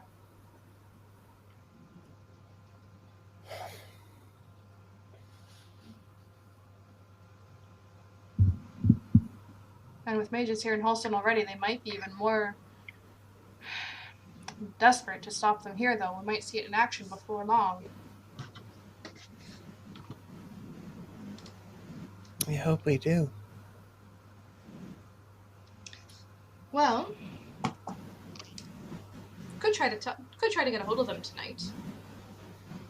Nights are generally the best I did time take for me. note of their faces. Lovely, Tess. That's wonderful. Would you be willing to go find them again? Yes, I can do that. That would be excellent. I'm sure finding them would actually be a good step in the direction of dealing with the mages that are here, and perhaps figuring out what could be going on in Crestwood once we leave here.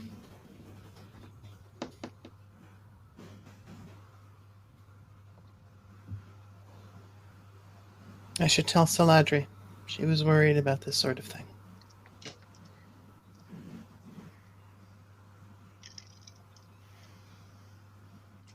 That sounds reasonable to me.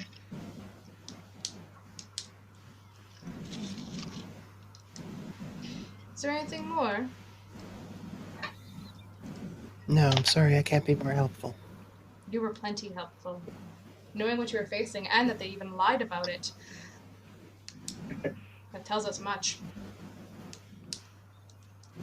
Yes, but not much good. Well, the news isn't good. Doesn't mean you can't be, right? Honestly, it is all I know how to do. Excuse me, please. Valia leaves, goes back to the infirmary.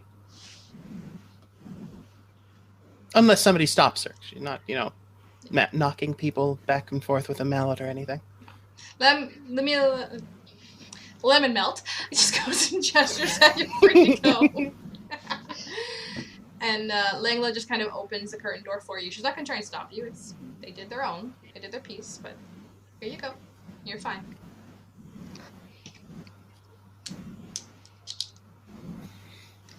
Tess, Lidda, do you wish to talk with them anything more or anything further?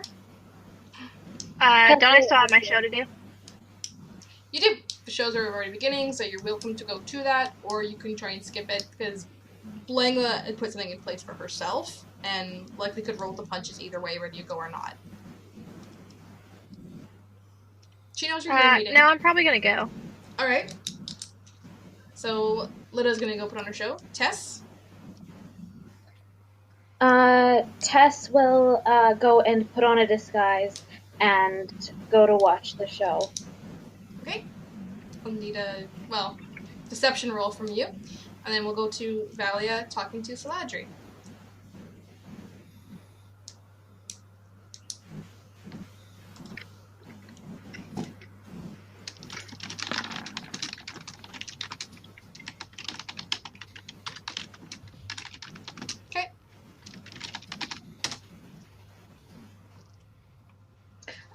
Just to reiterate, both Lidda and Valia will recognize Tess in her disguise. Okay. Yeah. So if you need her, you'll be able to find her pretty much. Yes. No shit. And we'll go to Valia.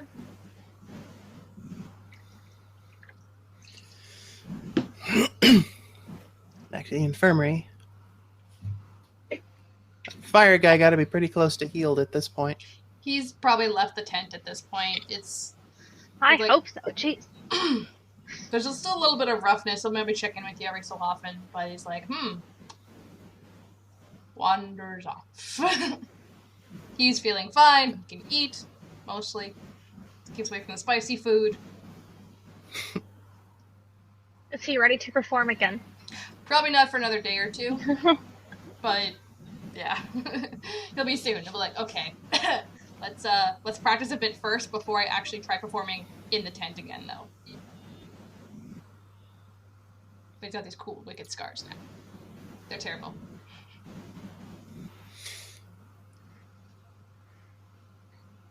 Is there anybody there at all? Just you and Saladri. Oh, Sylvia was there, but she's resting. Sylvia is sleeping, returned to her former form, actually.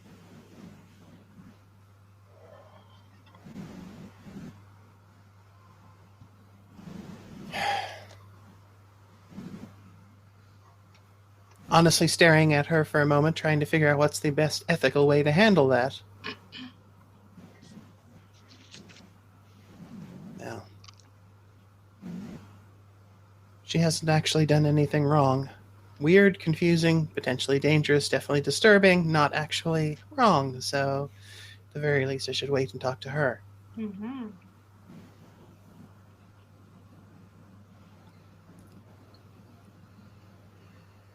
It's not wrong to have secrets.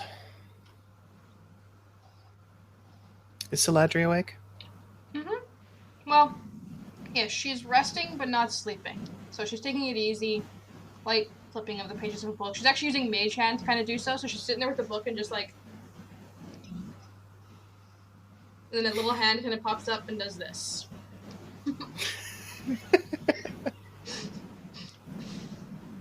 Mages. It's like, I have magic. Flip. Even though the book's like Yes, well. within arm's reach. Like it is, she could reach out and just turn the page herself. Just sheer wear. Magical habits. I drag over a chair. Okay. She pauses her reading and then she kind of does this, and the book just, the mage hand closes the book and she looks to you and, hello. I'm afraid I have some news. And it's not good. Oh? Oh. Oh no. No.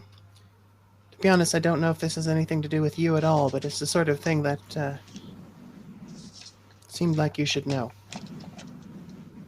What is it? Is it the mages? Are they in town here? Is it something awful? There are definitely mages in town, Oh, and they're not very pleasant. no, I would imagine they would not be. They're the ones I know. It's all the ones that I encountered.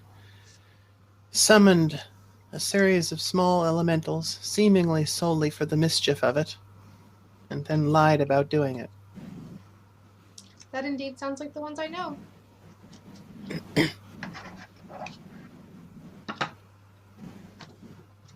We ended up in a fight. Had to dispatch them.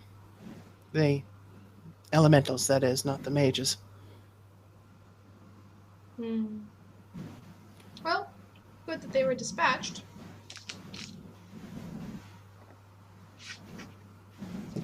But now the worry is that there's nothing stopping them from doing it again, or summoning something even less savory, or... Oh, but there is. There Yes, is well. you, is there not? There is you and your friends.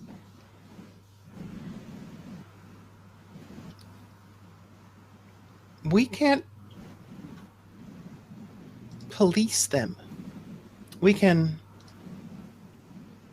protect somebody that is near us, but that's not the same thing as stopping them.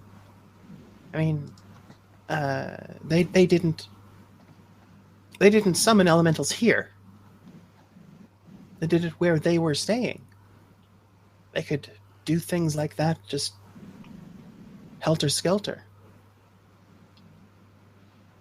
But is there no one to help the townspeople then if they do?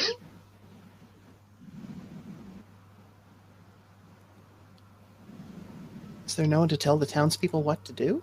Is there no one to help the townspeople if they do? I don't know. This is not our town, and we can't go to the authorities. We have no proof. Oh. I see.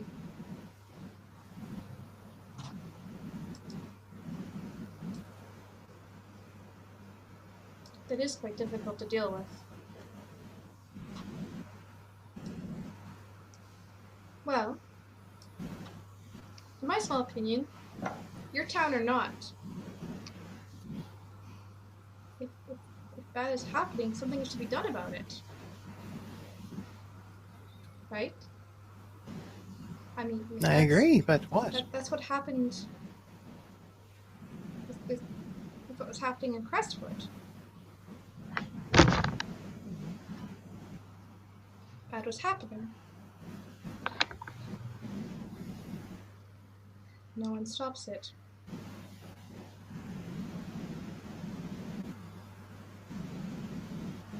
Can anyone who isn't a mage police mages? Yes. We just have to do so differently.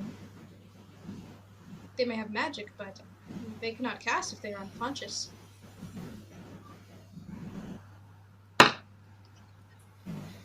You propose striking every magic user in the head with a stick? No, because I'm a magic user. Exactly. I do propose, though, that if a magic user is doing bad, to strike them in the head with a stick. I appreciate your subtlety. It is the truth. Just like if How would anyone else was doing bad, they should be struck in the head with a stick. With no due process? How do we prove it? How did you know that the mages were causing issue in the first place? I asked them and they lied about it. Do you always require justice to know when good has to be done?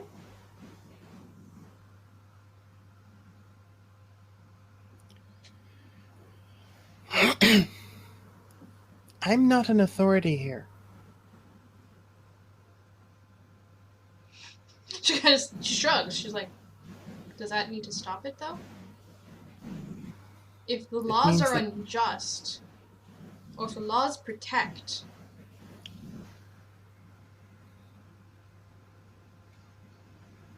what is to be done?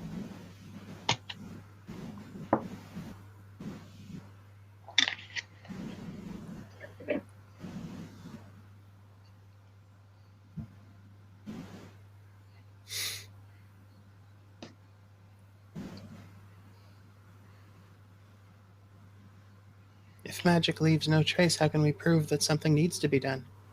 Well, but magic does leave trace. It just takes magic to find the trace.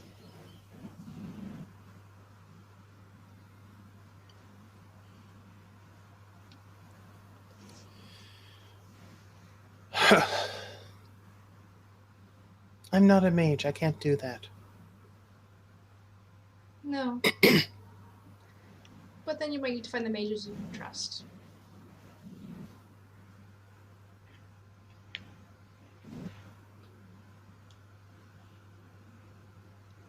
Or perhaps those that you can in general.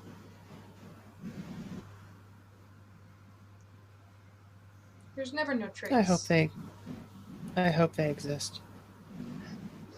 I think.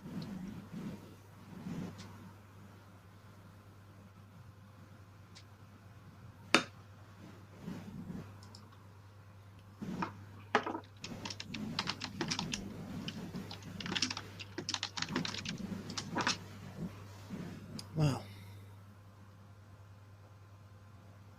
Have a good night. You as well. Thank you for taking care of me. I feel that ship may have sailed.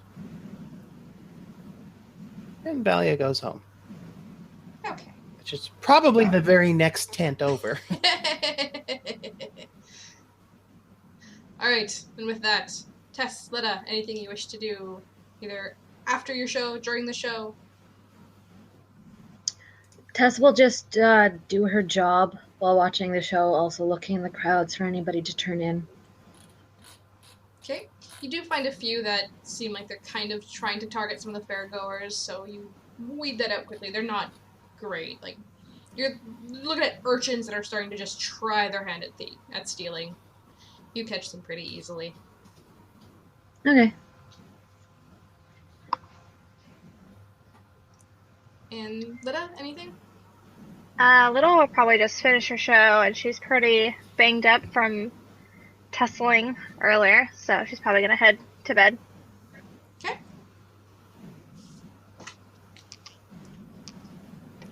Getting pretty tired for real. Indeed. Well, if everyone's tired, I mean, we can wrap this up legit. I know we usually aim to 10, but depending on what the day was like and tiring, this isn't a bad area to stop either. I mean, you've all went to This bed to does seem start to be another day. Pardon? It does seem to be an appropriate stopping point, although I'm not going to make everyone else stop if they'd rather keep going. I'm fine with stopping, and I don't want to go too far without Holly.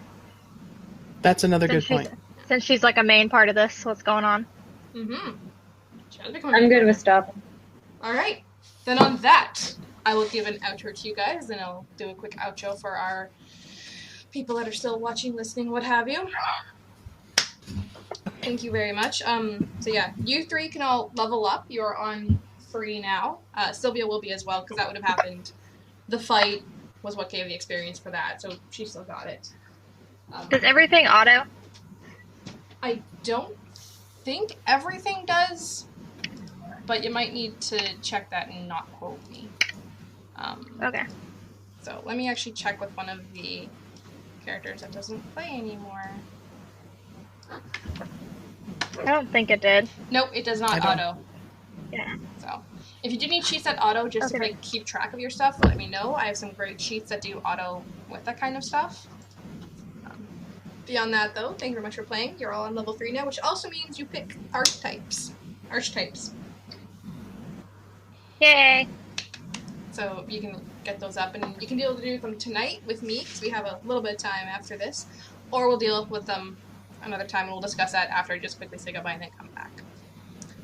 Speaking of, let me do that really quick. I will be right back in probably about 3 minutes. I will motion to the camera when I do so, because the camera goes off when I outro. Be right back.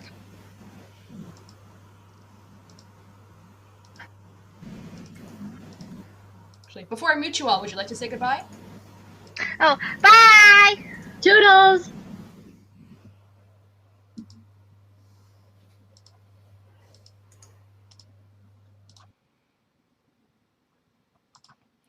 Alright, so that was another episode of 0D20 Faun's Heart. Sorry we didn't play too late. Are pretty tired up here. I know daylight savings time and all that. I know that kicked my ass when it switched over a little bit. I slept so long. And oh my god, everyone found out about Sylvia. Oh no. Oh, what's gonna happen there? Tune in. Our next session will be November 25th. We'll probably also talk about that time about taking a holiday hiatus over December. Because, you know, Christmas, holidays, all that kind of crazy stuff. Ooh, Twitch stream is doing some weird funky thing, and I can see it happening live. Oh gosh. If you like us, please go to 0d20.com. Let us know. Go to our Facebook page, 0d20. Go to us on Twitter, at 0d20_. You can also find our Fractoria podcast for listening on the go on iTunes, Stitcher, Podbean, or Google Play. Google Play in Canada and US only, I'm sorry, I gotta mention. If you'd like us, leave a review, share the information, share the love, please. We are looking at other things coming down the wire for 0D20 things, so if you love us, follow us on Twitter, follow us on Facebook, and we'll update you on other things. So with that, I'm going to say good night, everybody, and we will see you here again in 2 weeks' time. Bye.